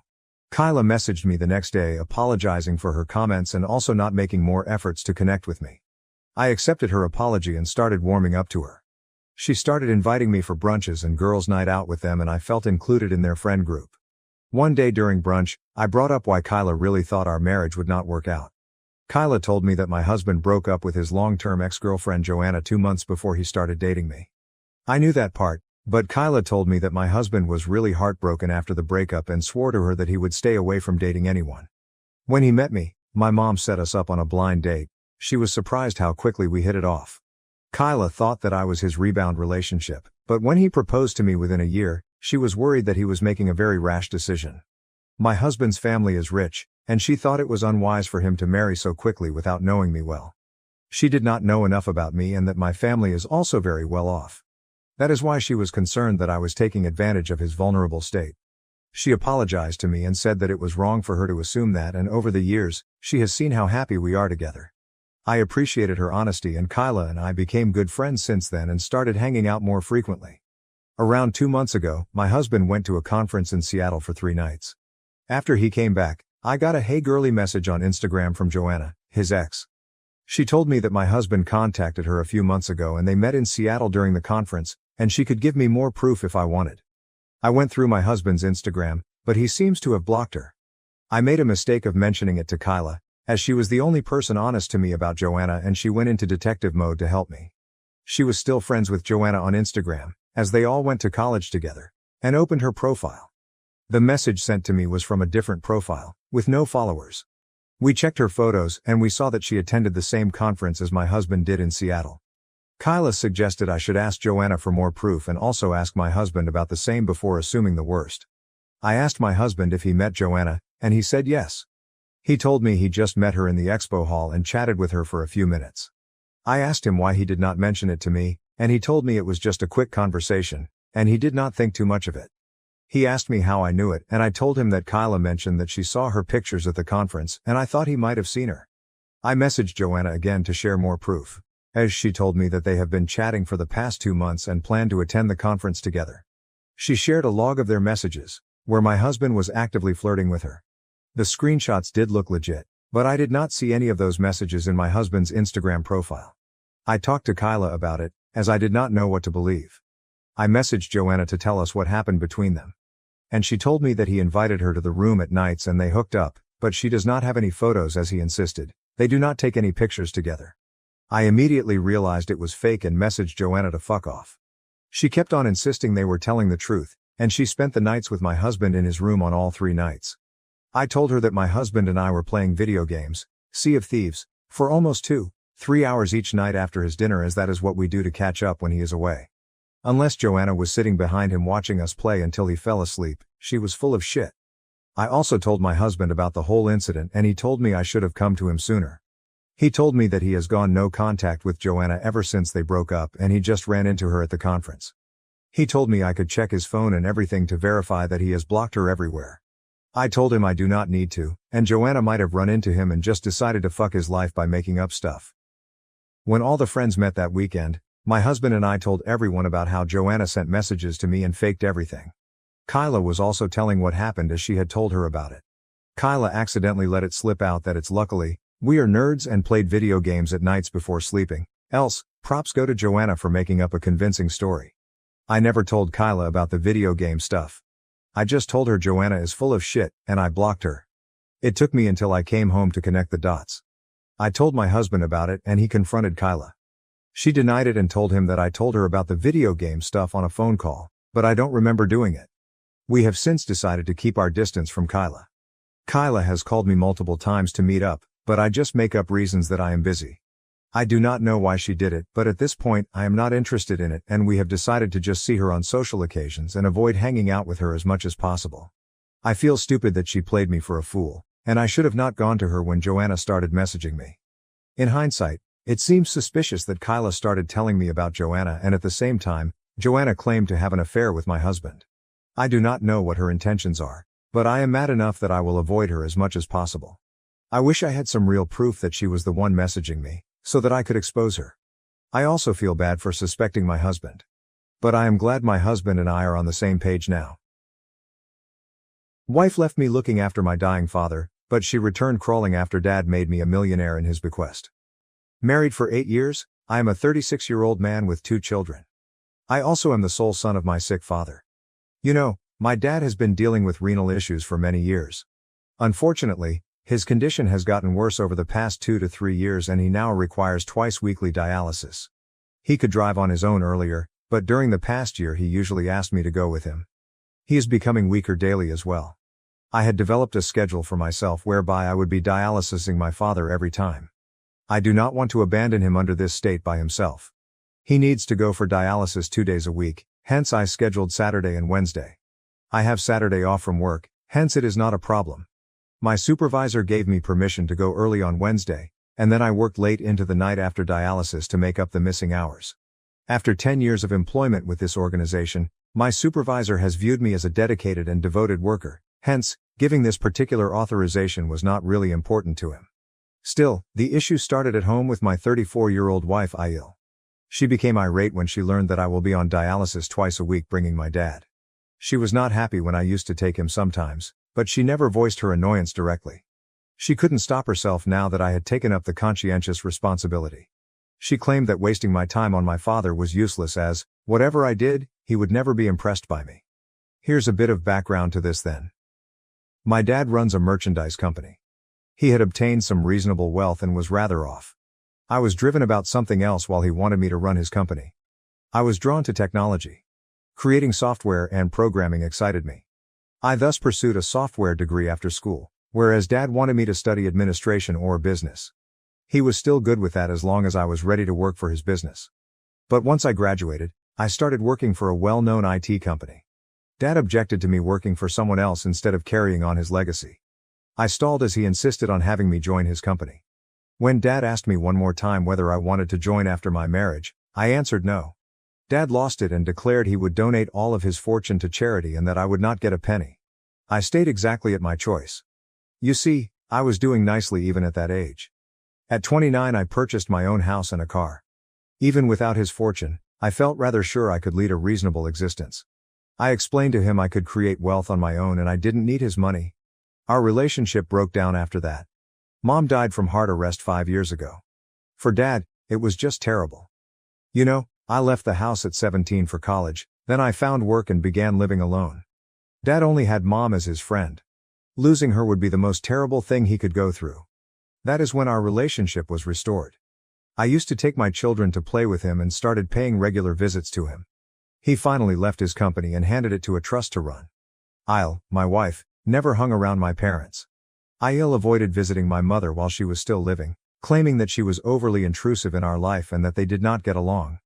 Ail started candidly berating my parents for being nasty and evil when my father declared he would take me off his will. She always intervened, claiming that it would damage our future, particularly our children's, so she stayed out of my connection with my parents. She was not ready to accept that our future, that of our children, was safe regardless of Dad's wealth. Now, considering the existing circumstances, Ail became agitated when she learned I would be accompanying Dad twice a week for dialysis. I tried first to explain to her that Dad only had me. Long ago he lost his parents. Although he has an elder brother, he lives on the opposite side of the city and hardly visits. Since Mom passed away, Dad has grown quite lonely. In this state, I cannot leave him. But my wife finds this difficult to grasp. She has lately made my life unpleasant. She comes up with some agenda every Saturday. Either deep cleaning, throwing a party at the house, outing the kids, or something as little as grocery shopping. She could schedule anything she wanted on Sundays, I said, since on Saturdays I have to pick Dad for dialysis. She then later chastises me for being late or missing them, yet she keeps with her plans. I have to dash to pick up my dad, drive him to the dialysis center, then drop him back home. I then get home to see Ail's sarcasm and outbursts. Not only on Saturdays? She also does the same on Wednesday evenings. Late in the evening or at night after dialysis, I had promised my supervisor that I would make up the missed work hours. Ail, though, always has a scheme to annoy me. She would leave the duty of our children to me almost every Wednesday night, meeting her relatives, catching up with long-lost friends, or going to some haphazard party. After a busy day at the dialysis center, I have to balance my work, prepare for the children, feed the smaller one and somehow finish my outstanding chores. My dad advised me several times to let him accompany the nurse to the center as he notices me always rushing and tensely staring at my watch. I drop him home and hardly wait a second before sprinting back. I ask him to be ready and wait outside before I come even when we are picking him up. Although Dad has a full-time nurse and caregiver to look after him, I still feel guilty about not spending time with him. His dwelling to the center takes 30 minutes of drive. I used to like talking to him during such drive in past times, remembering the better days. But with Ailes' outbursts rising, all I can think about is running back home. To shorten the journey time, I most of the time am overspeeding my automobile in traffic, using shortcut lanes, and passing other cars. This is the only time I spend with Dad. Hence I don't want to damage or stop it by asking him to accompany the nurse. As a son, I too have some duties. Simply said, I cannot tolerate this woman anymore. Updated 1. It is simply growing worse daily. Not one stone is left unturned by my wife to discourage me from visiting my father. She makes the argument that it is a lost cause. Dad has already taken me out of his will and donated his riches to charity, hence there is no use in wasting time and effort for him. I am not sure I understand her. Do we act merely in line with profit and loss? What if someone's parents are impoverished or lack any fortune? Given little to contribute, do their children abandon them? I finally told her she wasn't going to inherit anything from her parents after listening to her outbursts for so many months. Why then does she visit her folks every now and then? She lost it at this, "Oh my God," then declared, "My parents accomplished a lot more than your selfish father. They helped me in many aspects. They are not like your father, who turned on you for not working for his company. You dare compare my parents to yours? My father would have never done that to me." This kind of confrontation happens virtually every Wednesday and Saturday when I get back from dialysis. It is not only a one-time occurrence at my house. With every incident, it gets more intense and ugly. She used to argue with me alone earlier, but right now I watch her screaming and yelling at me in front of the kids. Not only that, I have heard her disparaging my dad in front of our kids and using them against my dad. I intervened when I heard this, which resulted in still another nasty argument between us. For me, Aiel's battles now become a ritual. I sense something is lacking on the days she doesn't fight, just for her to get more hostile the following day. Now I nearly gave up on her. I simply ignore her as though she doesn't exist. I don't yell back or answer her. Apart from what else ought I to do? I cannot give my father up to satisfy her. If he booted me out of his will, it makes no difference. He kicked me due of my own choice. I turned down his offer to work for his company, and he had to turn up his hard-earned company to a trust. It must have demoralized him rather severely. To my dad, that firm was like a baby. He had to donate it to someone else. Having offended him, he had every right to disown me. Sometimes I feel as though my hurting my dad is causing karma to bite me back. Dad, on the other hand, is growing frail. He requires assistance to step down to the automobile. He is hardly able to walk on his own. I used to ask him to drop him off outside the home so I could save time. But right now, I'm not bothered about being late. I enter to gently lead him to the car, then drop him off to rest soundly in his bed. He is also having dyspnea, so I walk him as slowly as he requires. I drive deliberately, avoiding overspeeds to maintain his heart rate steady. Getting home late now doesn't bother me. Rushing home was useless. If I have to deal with that awful woman, why not at least make Dad happy? My casual attitude has made things worse. Yesterday, Aiel told me I had to decide between her dad or myself. Seeing his condition, it didn't seem like Dad had long left. I attempted to explain to her that Dad wasn't going to be with us forever. Her response was short. In that case, you need to make your choice carefully. Someone who is going to be with you forever or someone who is going to die soon. This was quite callous. You know what? I said to her. I pick my dad more wisely than you, who is so selfish and nasty to a dying man. She got ready and left her baggage. I also wanted some distance from her and she needed some time to calm off. I did not stop her. I am tending to the house, my kids, Dad, and my work while she is away. Still, I feel so calmed down and relieved. Actually, her absence helps me to relax. She sent divorce paperwork to me the day before yesterday. Though I was somewhat expecting it, I did not imagine it would happen so quickly. Though surprised, deep down I was glad and relieved. I merely signed the paperwork and returned them. I did not phone her. She obviously didn't want the kids, but surprisingly she didn't ask for custody of them. That was the one stipulation I worried about. She screamed back, "How could you just sign it without calling me and pleading with me?" When she got the documents. Funny, right? Her mother then grabbed the phone and yelled that I should have behaved like a man and attempted to calm my wife back into the marriage rather than merely signing the paperwork. It was funny. Why would I do that? I went along since she wanted a divorce. I could say, it was good for me, I got rid of her without a fuss. I also mocked her, pointing out she didn't want her children and even gave them up. She indicated I could have all my possessions, including my 2 children. She did not want any of it. Her mother also mentioned that Ayil was still young and did not want children weighing on her shoulders. I answered, fine by me. Having my children around me makes me happy. Though it relieves me, I am concerned about my kids. They, especially the younger one, miss their mother. It's tough for me to handle all the obligations by myself when I'm at the office, but perhaps I'll be able to sail through this. Update 2. This will be a shorter update. I followed my kids to Dad's place. It's a fantastic idea, and I have to say, thanks to everyone for the amazing concept. It went exactly. All of us benefited from moving in with Dad. Dad brought my kids along, and they played with their grandfather. Why didn't Dad have a full-time caretaker ready to look after my kids for a payoff? The finest deal is someone to look after my kids under Dad's direction. Seeing Dad playing and laughing with my kids and them having fun with their grandfather makes me very happy. Ayil saw not what was ahead. By divorcing me, she aimed to ruin my life. She believed I would not be able to manage all the obligations, looking after the kids, my dad, the house and business. But everything is just exactly as it should be. I am most sure laughing last. The divorce was the best thing ever, LOL. Update 3. The news is depressing. Dad died last week in sleep. After playing with my kids, he went to bed pleased and glad and never woke up again. The doctor said he passed away quietly. Dad was delighted after I moved in with him, according to the doctor, his nurse, and even his caregiver. This somewhat extended his lifetime. Before I moved in, he was already almost giving up. Losing your only parent is quite difficult, but I'm happy he could live the last few months of his life contentedly. Although my kids are quite depressed to lose him, Dad has taught them solid values. Grandpa used to urge them to embrace reality and go on. Life never pauses for anybody.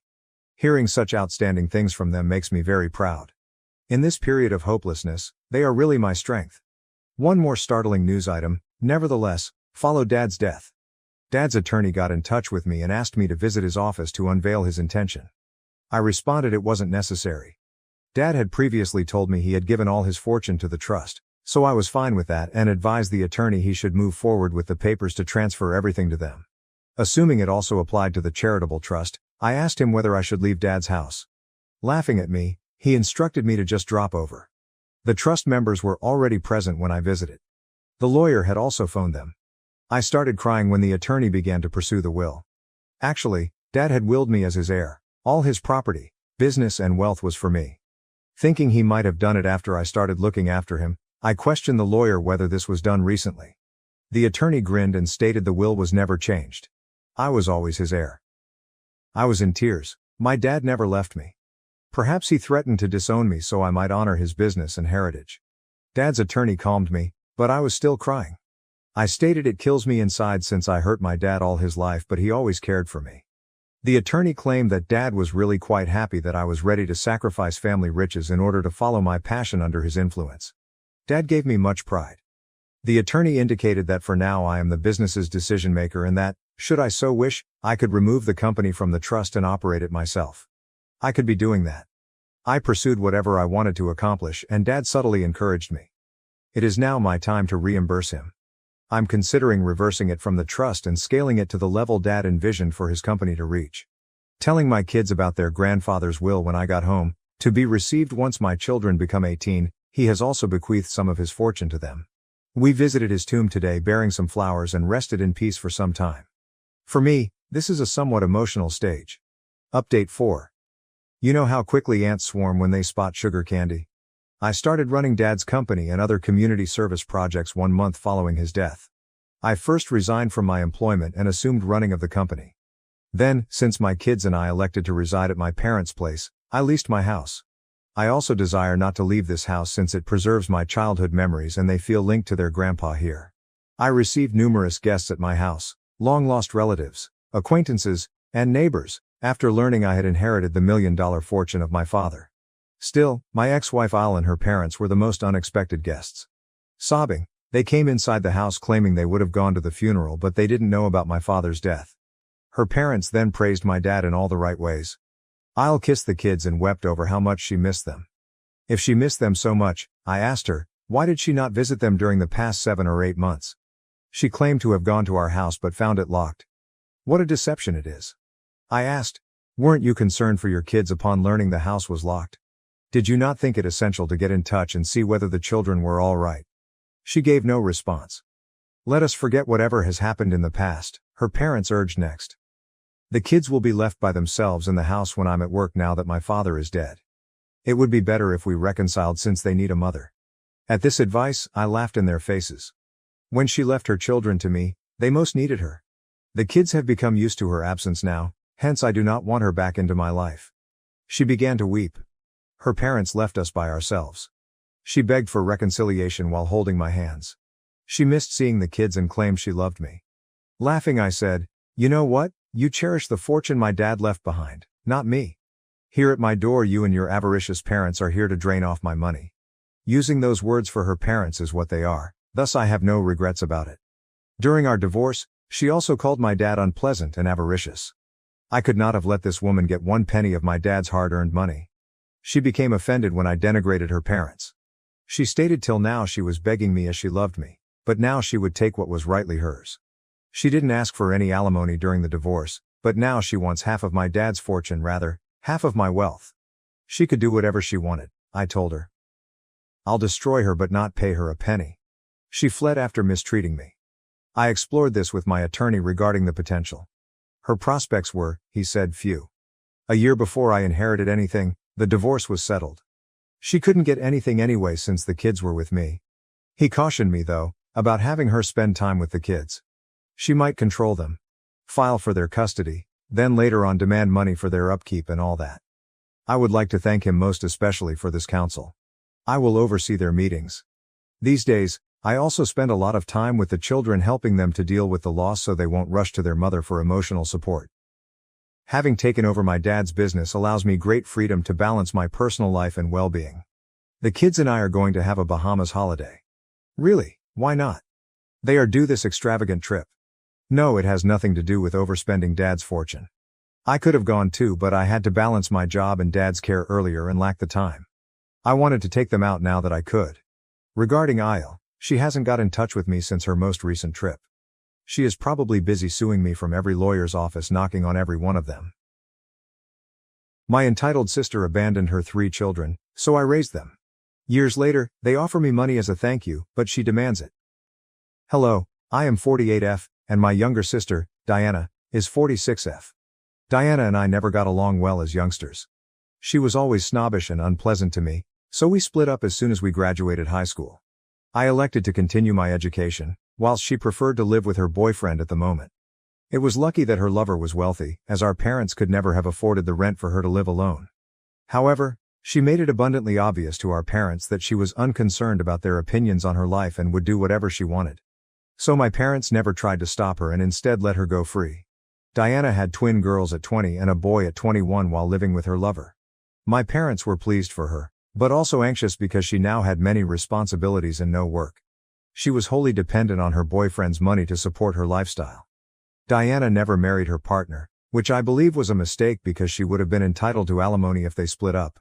They had to part ways after Diana discovered that he had been cheating on her.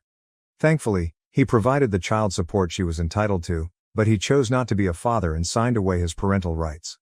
The girls were 3 years old at the time, but my nephew was only 2. After that, my sister was fully on her own and required all of the assistance she could get to maintain herself. Despite our sour relationship, I chose to assist her, primarily owing to pressure from our parents.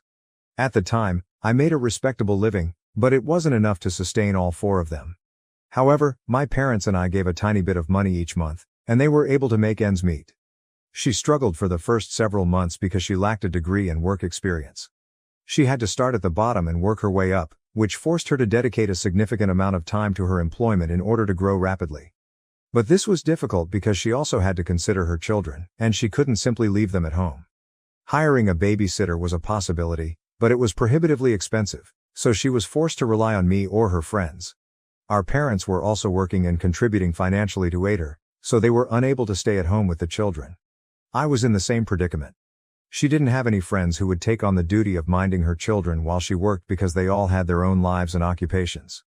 As a result, she was limited to minimum wage positions that allowed her to work flexible hours and return home quickly. This allowed her to avoid paying the babysitter to stay with her children for an extended period of time, which would have been prohibitively expensive. This condition persisted for a few years, and I believe Diana began to despise her own children because she saw them as hurdles to her success. She said that they were the only things preventing her from moving forward. I would pay her a visit on occasion, not for her sake, but for the sake of the children, to make sure they were doing well. I didn't have a nice connection with her, but I wasn't ruthless enough to let innocent children suffer because of their mother's poor decisions. So my parents and I would check on the kids on a regular basis. They were always complaining about Diana's mistreatment of them. She would chastise them for minor infractions and strike out at them simply for being children and trying to have fun. It was a dreadful existence for all of them, and I hoped I could help them by removing them from that place and keeping them with me, but I couldn't because she was the rightful parent and I had no legal authority over them. Furthermore, she received child support from her ex and was doing her best to make ends meet. I felt awful for her, but even worse for the kids. Diana started seeing other men, which made things considerably worse. Every time a relationship failed, she blamed her children. She was convinced that once her partners discovered she was a mother of 3, they would abandon their relationship with her. I believe it was because she never mentioned her children during the early stages of dating, only bringing it up after a month or two, which appeared dishonest. I tried several times to explain this to her, but she was convinced that she was being rejected because she had children. She kept teasing them about it, reminding them of how their father had abandoned her and threatening to leave them as well if they didn't behave. The children were scared of her, and their childhood was defined by their mother's narcissism. This continued for years. Several times, I considered taking the kids and fleeing with them, but I couldn't. I could not petition for custody or denounce her because, while her actions were wrong, they did not justify taking the children away from her. So the scenario remained, and the kids were simply grateful to have me in their life. My parents were too elderly to be their pals, but I was always there for them when they needed it. They could never tell their mother about their issues, but they could always go to their aunt, which they did. Whenever they had problems with school, academics, or even Diana, they would come to me, and I appreciated their trust. It's no surprise that when they turned 18, they decided to leave their mother's house and move in with me instead. Now that they were no longer children, they could select where and with whom to live, and they chose me. Diana was clearly dissatisfied and had a lot to say. She stated she had squandered 18 years of her life raising these children, only for them to abandon her in the end. She was really unpleasant about it, telling me that if I had wanted to raise her children so badly, I should have stepped in sooner rather than taking over after the work was basically done. I wanted to tell her that she hadn't actually raised them. They had basically raised themselves because she was usually at work or out on dates with guys who eventually dumped her after discovering she had 3 children. She had no idea what her priorities should be, and it was clear why things turned out as they did. The children selected the person who had genuinely been there for them over the person who had always tortured and reprimanded them since she couldn't find anyone and was miserable in her life. It was evident that she had no idea she was harming them because she was suffering herself. However, I did not want to rub it in her face because I knew it must have been unpleasant for her, which is why she was lashing out at me. So I kept my mouth shut and that was it. After that, we didn't really communicate. Her children opted to leave her and live with me. Diana also chose to cut ties with all of us and cease speaking to anyone, including our parents. This was weird because they had done nothing to deserve it. I believe the fact that they hadn't chosen her side against me when my nieces and nephew opted to live with me irritated her, so she cut them off as well. It's been 7 years, and they're all doing well now. I don't know what Diana has been up to, but I know her children are doing well. My nephew attended medical school and is now a pediatrician. One of my nieces has a degree in literature and is now a teacher, and her twin sister has a hair shop. I assisted all of them in obtaining business loans and financed them to the best of my ability. I'm very proud of them because they've gone a long way from their previous home. They are now living apart. They only stayed with me for 4 years, and even then, it wasn't really like they were living with me because they were generally away at college and only came back on occasion. I believe they didn't want to return to Diana's home, where they didn't feel wanted. It's been 2 years since they all moved out, and I'm very thrilled for them. I never expected anything in return for what I did because I truly believed it was the right thing to do. They were just kids, and no matter how bad things were between me and my sister, I could never be callous to them. I've always had a soft spot for them, especially since I've never had kids or married. It wasn't my cup of tea, but for them, I wanted to be there as a parental figure because their father wasn't around, and, well, we all know who Diana was. They needed someone, and my parents were too old for the position, so I stepped forward. That is all I did. I never anticipated anything in return, but I am grateful that they are the type of children who think I deserve a gift of appreciation for what I done.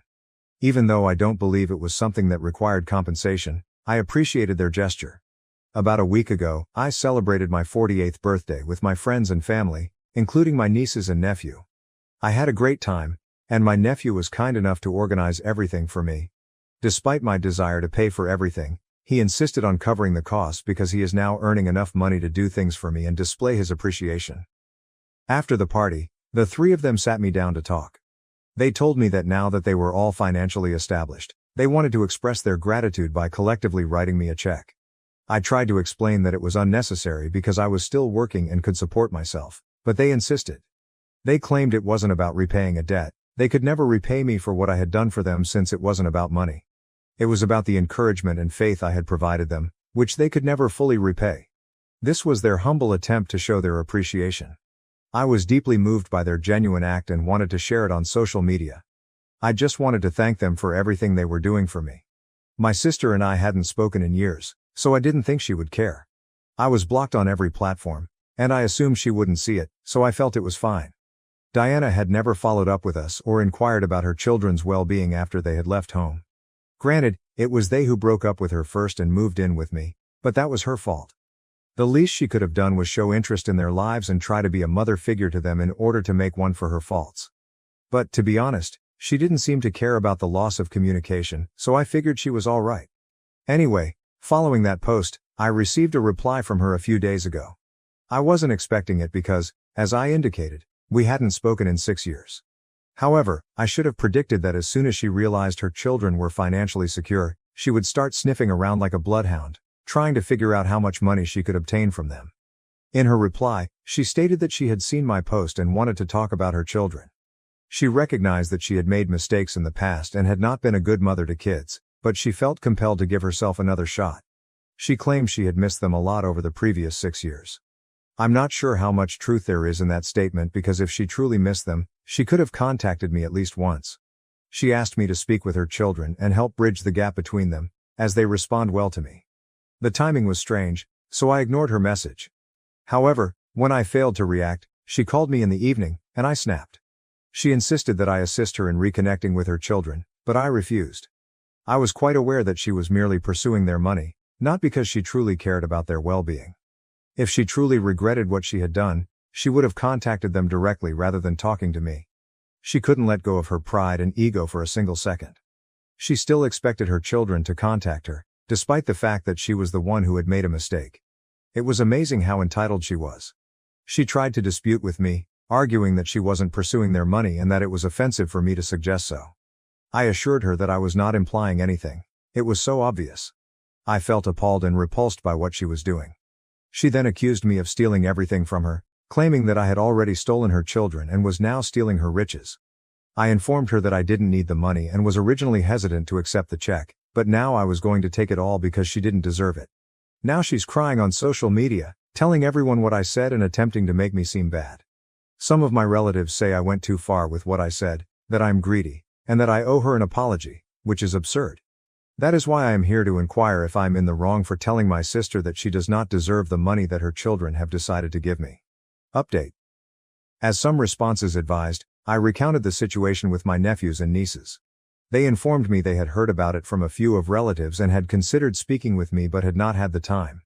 However, after I called them over and discussed it with them, they informed me that they believed I did the correct thing. My nephew was open about his views, stating that he had never considered of his mother as a maternal figure throughout his life. He always blamed me because she had never been there for him, and my niece agreed.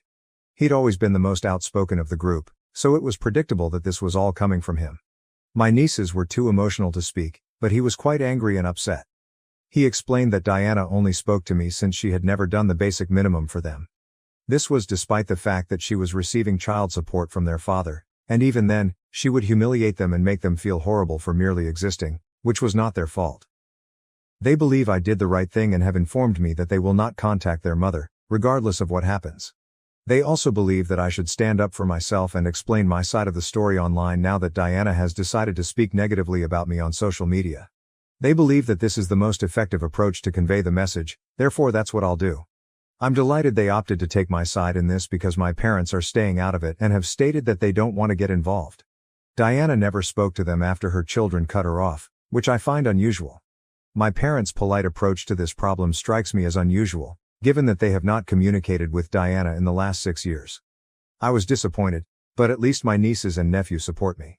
Now many people have asked me why I did not petition for custody and have the children taken away from Diana if I knew she was a bad mother and was mistreating them. I mentioned in my piece that, while her actions were wrong, they did not constitute torture, abuse or neglect. She was constantly harsh to them and wasn't emotionally present for her children. So while I could have filed for custody, it was quite improbable that I would have gotten the children into my care. Courts typically encourage families to keep together, and in this case, they had already lost their father. Their father had abandoned them, leaving them with only their mother as a biological parent. Naturally, the court would want the family to stay together. I knew that if I filed a petition against her or took legal action against Diana, she would ensure that I never saw them again. She would make certain that she took the kids far away from me. It was already improbable that I would have been able to take kids away from her and obtain full custody, so this would have put them in a dangerous situation. This is why I decided to play it safe by staying in touch with them and being available for them at all times. I'm not sure if it was the correct thing to do in the long term, but at the time, it seemed like the only option. Maybe there were other ways to deal with it, but it was all I could think of, so I did what I believed was right. It was difficult for me, and for years I debated whether I should file for custody or have kids taken away from her and rehomed, but there's no telling what might have occurred, and I figured it was better for kids to stay with their mother and maintain touch with me and my parents than risk anything in this circumstance. I hope this answers the questions most people had for me. Maybe I came across as the evil guy for what I did, but I don't care. I know the kids are doing well in their life, and I did everything I could to keep them happy and safe. I was always there for them, therefore I don't feel guilty about anything. Update 2. It's been a week since Diana's message and I've received a lot of phone calls today from family and people who have spoken with her. They were pointing out my mistakes and scolding me. It was getting really tiresome and I was swamped with work, which is why I hadn't been able to post sooner. But today, I decided I'd had enough. After a brief talk with my nephew and nieces, I decided to finally make a post that shared my side of the story as well as, in some ways, theirs. I don't think anyone in the family realized how much those kids had been through as children. How many taunts they had to endure every day simply because Diana opted to become pregnant early and drop everything for her boyfriend at the time. Even after that, she continued to blame others for her own actions and attempted to appear as if she was doing everything in her ability to do the best for her children. But, in actuality, she was never present for them.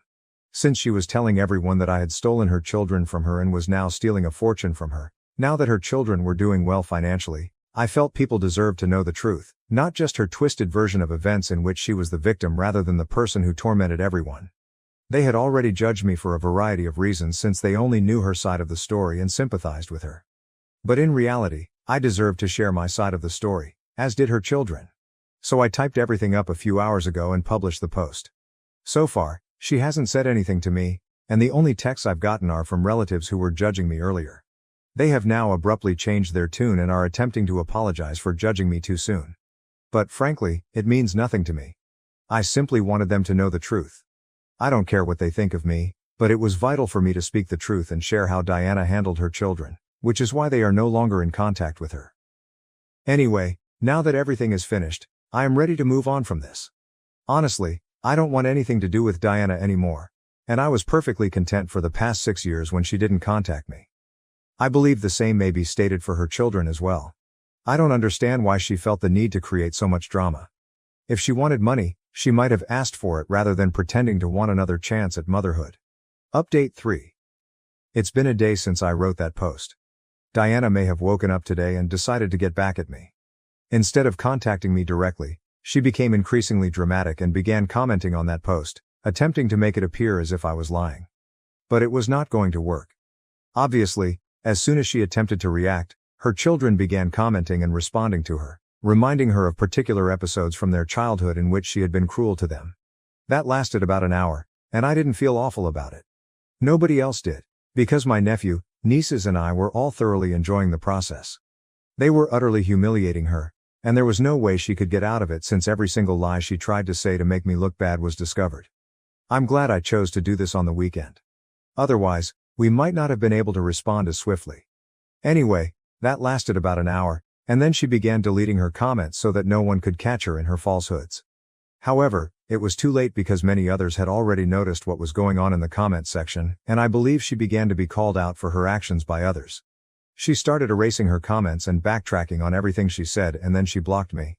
She also blocked her children.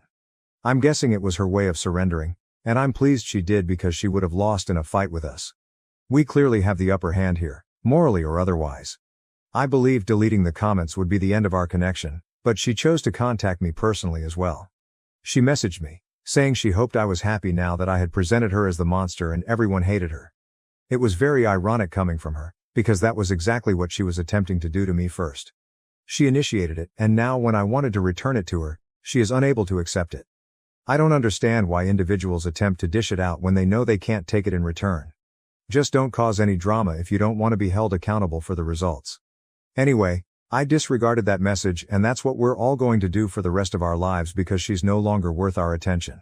She has proven it.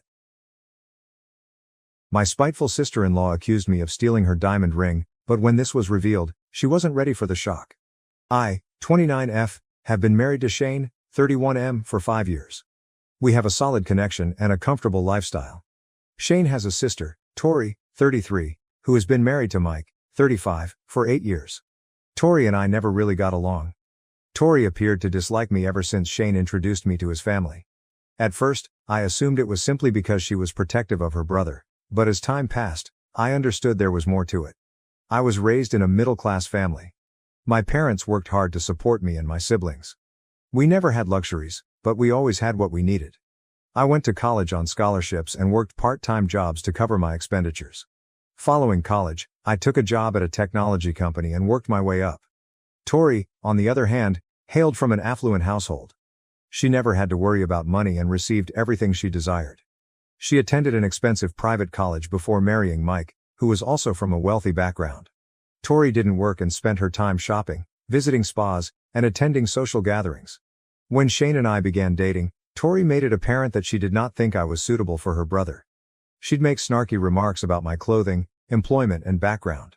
Despite the fact that Shane was seeing me, she was constantly trying to match him up with her wealthy friends. Despite Tori's attitude, Shane and I married. Our wedding was simple yet gorgeous.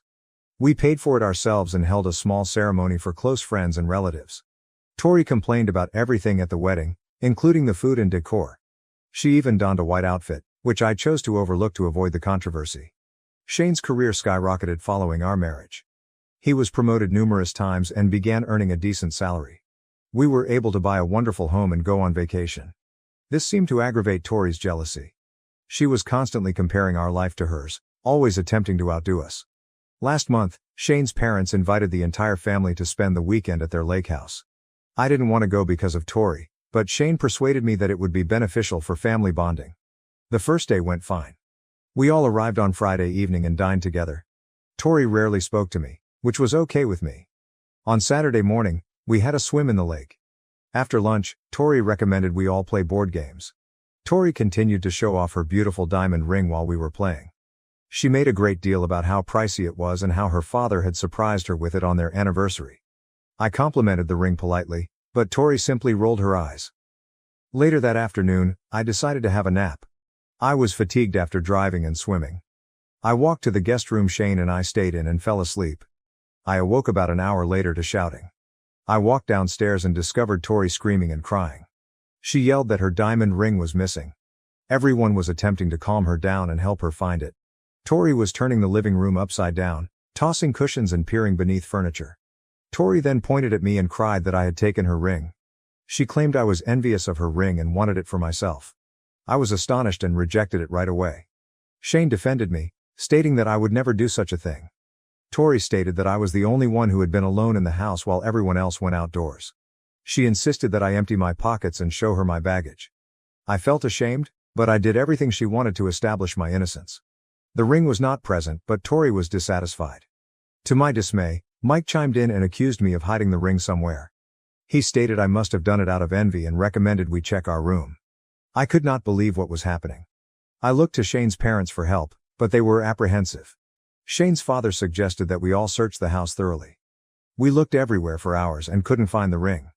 As time passed, I noticed uncertainty creeping into everyone's eyes. Even Shane's mother, who had always been friendly to me, gave me skeptical looks. By dinner time, the mood was terrible. Tori was still crying, and Mike was soothing her while staring at me. Shane's cousins were whispering amongst themselves, and I could sense their accusing eyes. The breaking point came when Shane's father pulled him aside. I overheard him instructing Shane to man up and make me return the ring or pay for it. He claimed the ring was worth hundreds of dollars, and Tori was upset. Shane lost his temper. He yelled at his father, stating he couldn't believe his own family would accuse him without evidence. He exclaimed that I was innocent and Tori had probably misplaced the ring. This resulted in a heated argument, with everyone taking sides. I felt terrible. I couldn't believe what was occurring. My husband's family treated me like a criminal even though I had never stolen anything in my life. Shane grabbed my hand in the middle of our quarrel and told me we were leaving. He informed his family that he was upset with them for leaping to conclusions and mistreating me. We packed our stuff quickly and went, despite his parents' objections. Shane was seething as he drove home. He repeatedly apologized to me, claiming he couldn't believe his family would do this. I was astonished and didn't know what to say. I felt bad for fostering this schism in Shane's family, even though I knew I had done nothing wrong.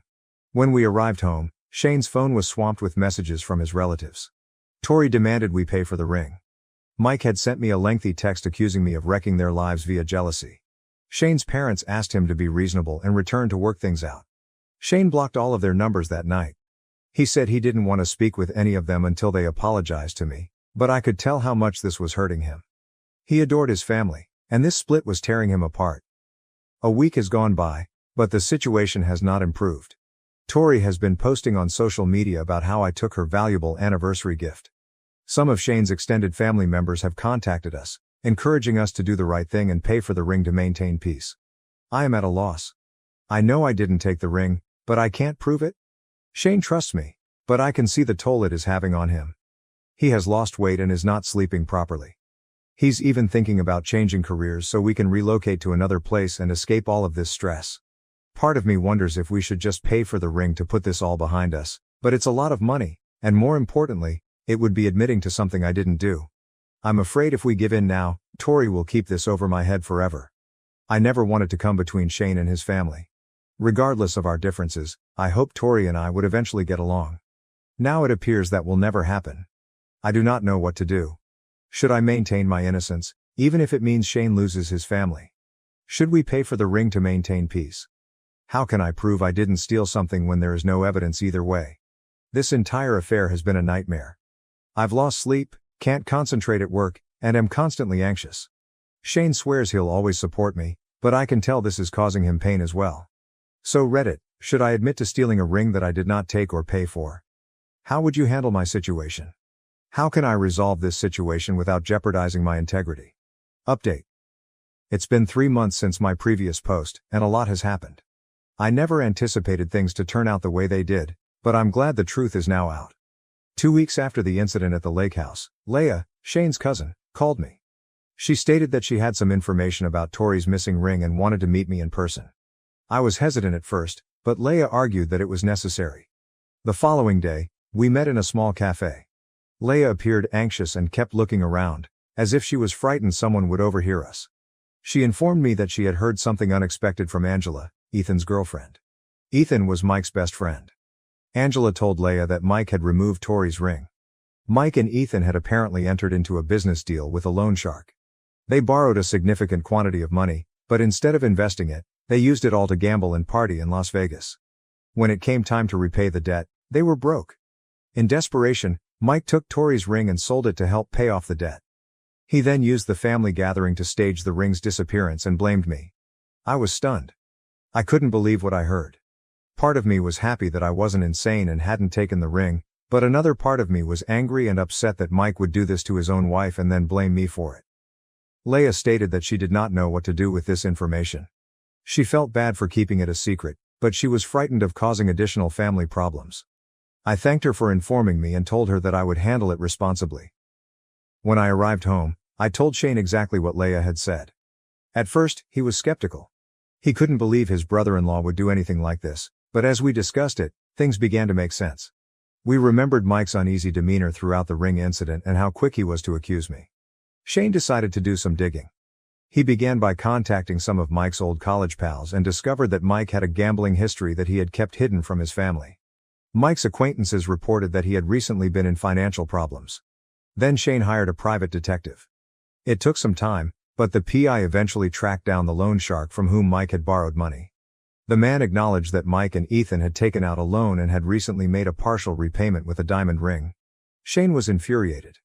He wanted to face Mike right away, but I advised him to acquire additional proof first. We didn't want this to become another situation in which our word was against theirs. Shane labored tirelessly for weeks to develop a case. He obtained bank statements that showed big transactions from Mike and Tori's joint account around the time of their Las Vegas trip.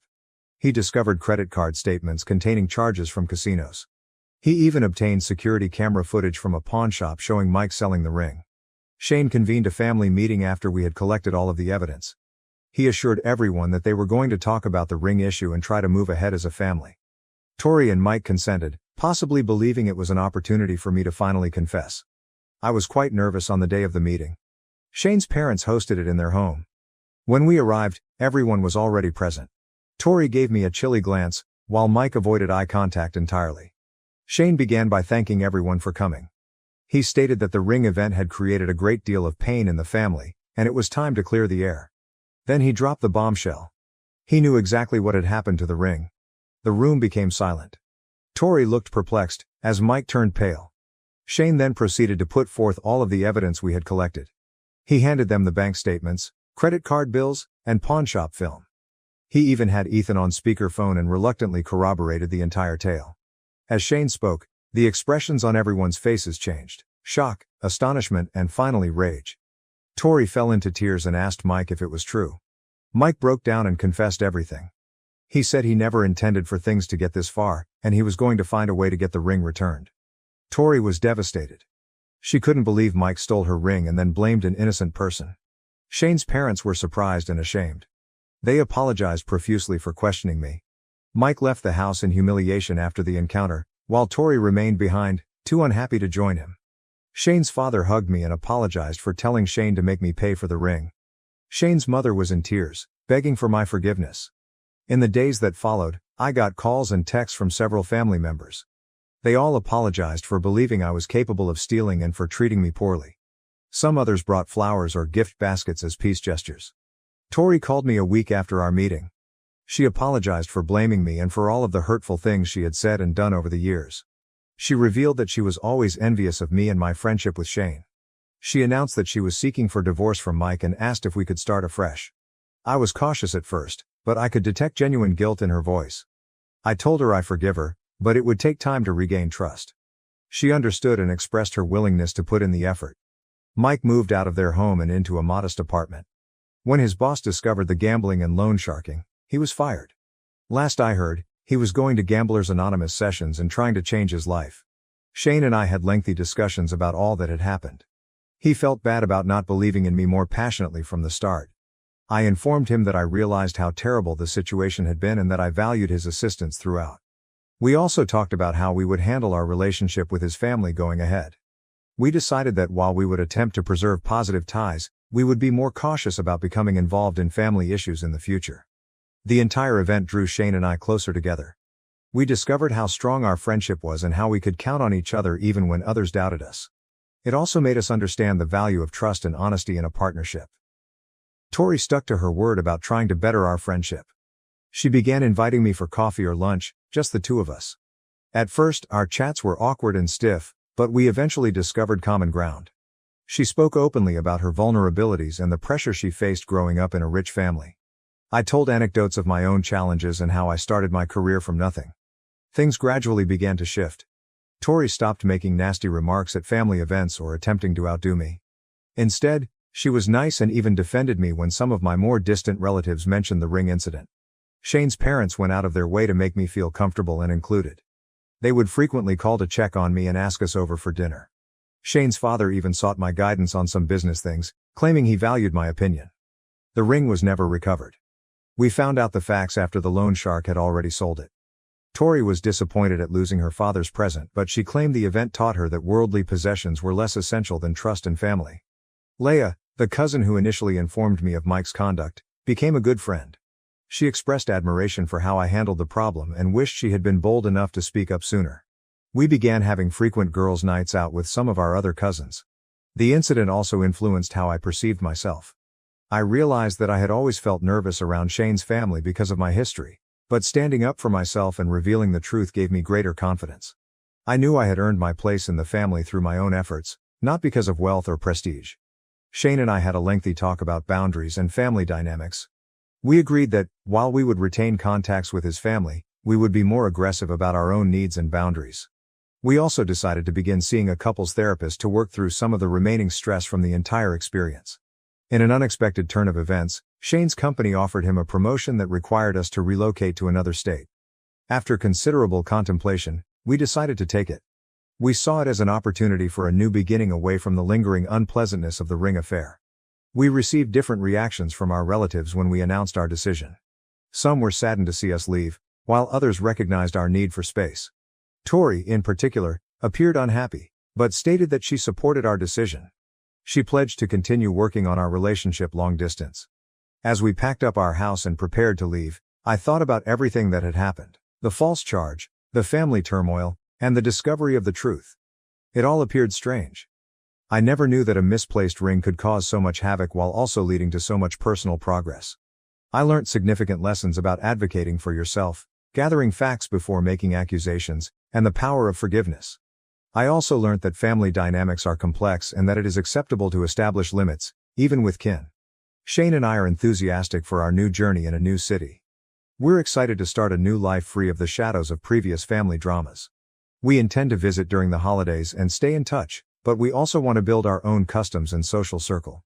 Tori and I had a rather emotional last talk before the relocation. She thanked me for giving her a second chance and promised to be a better sister-in-law and friend. She even joked about visiting us in our new city to show that she could have fun without her nice clothes and pricey jewelry.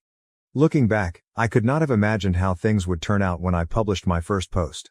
Life has a tendency of shocking us, and the truth can be stranger than fiction. While I wouldn't wish the experience on anyone, I am happy for the growth and adjustments it has brought to my life and relationships.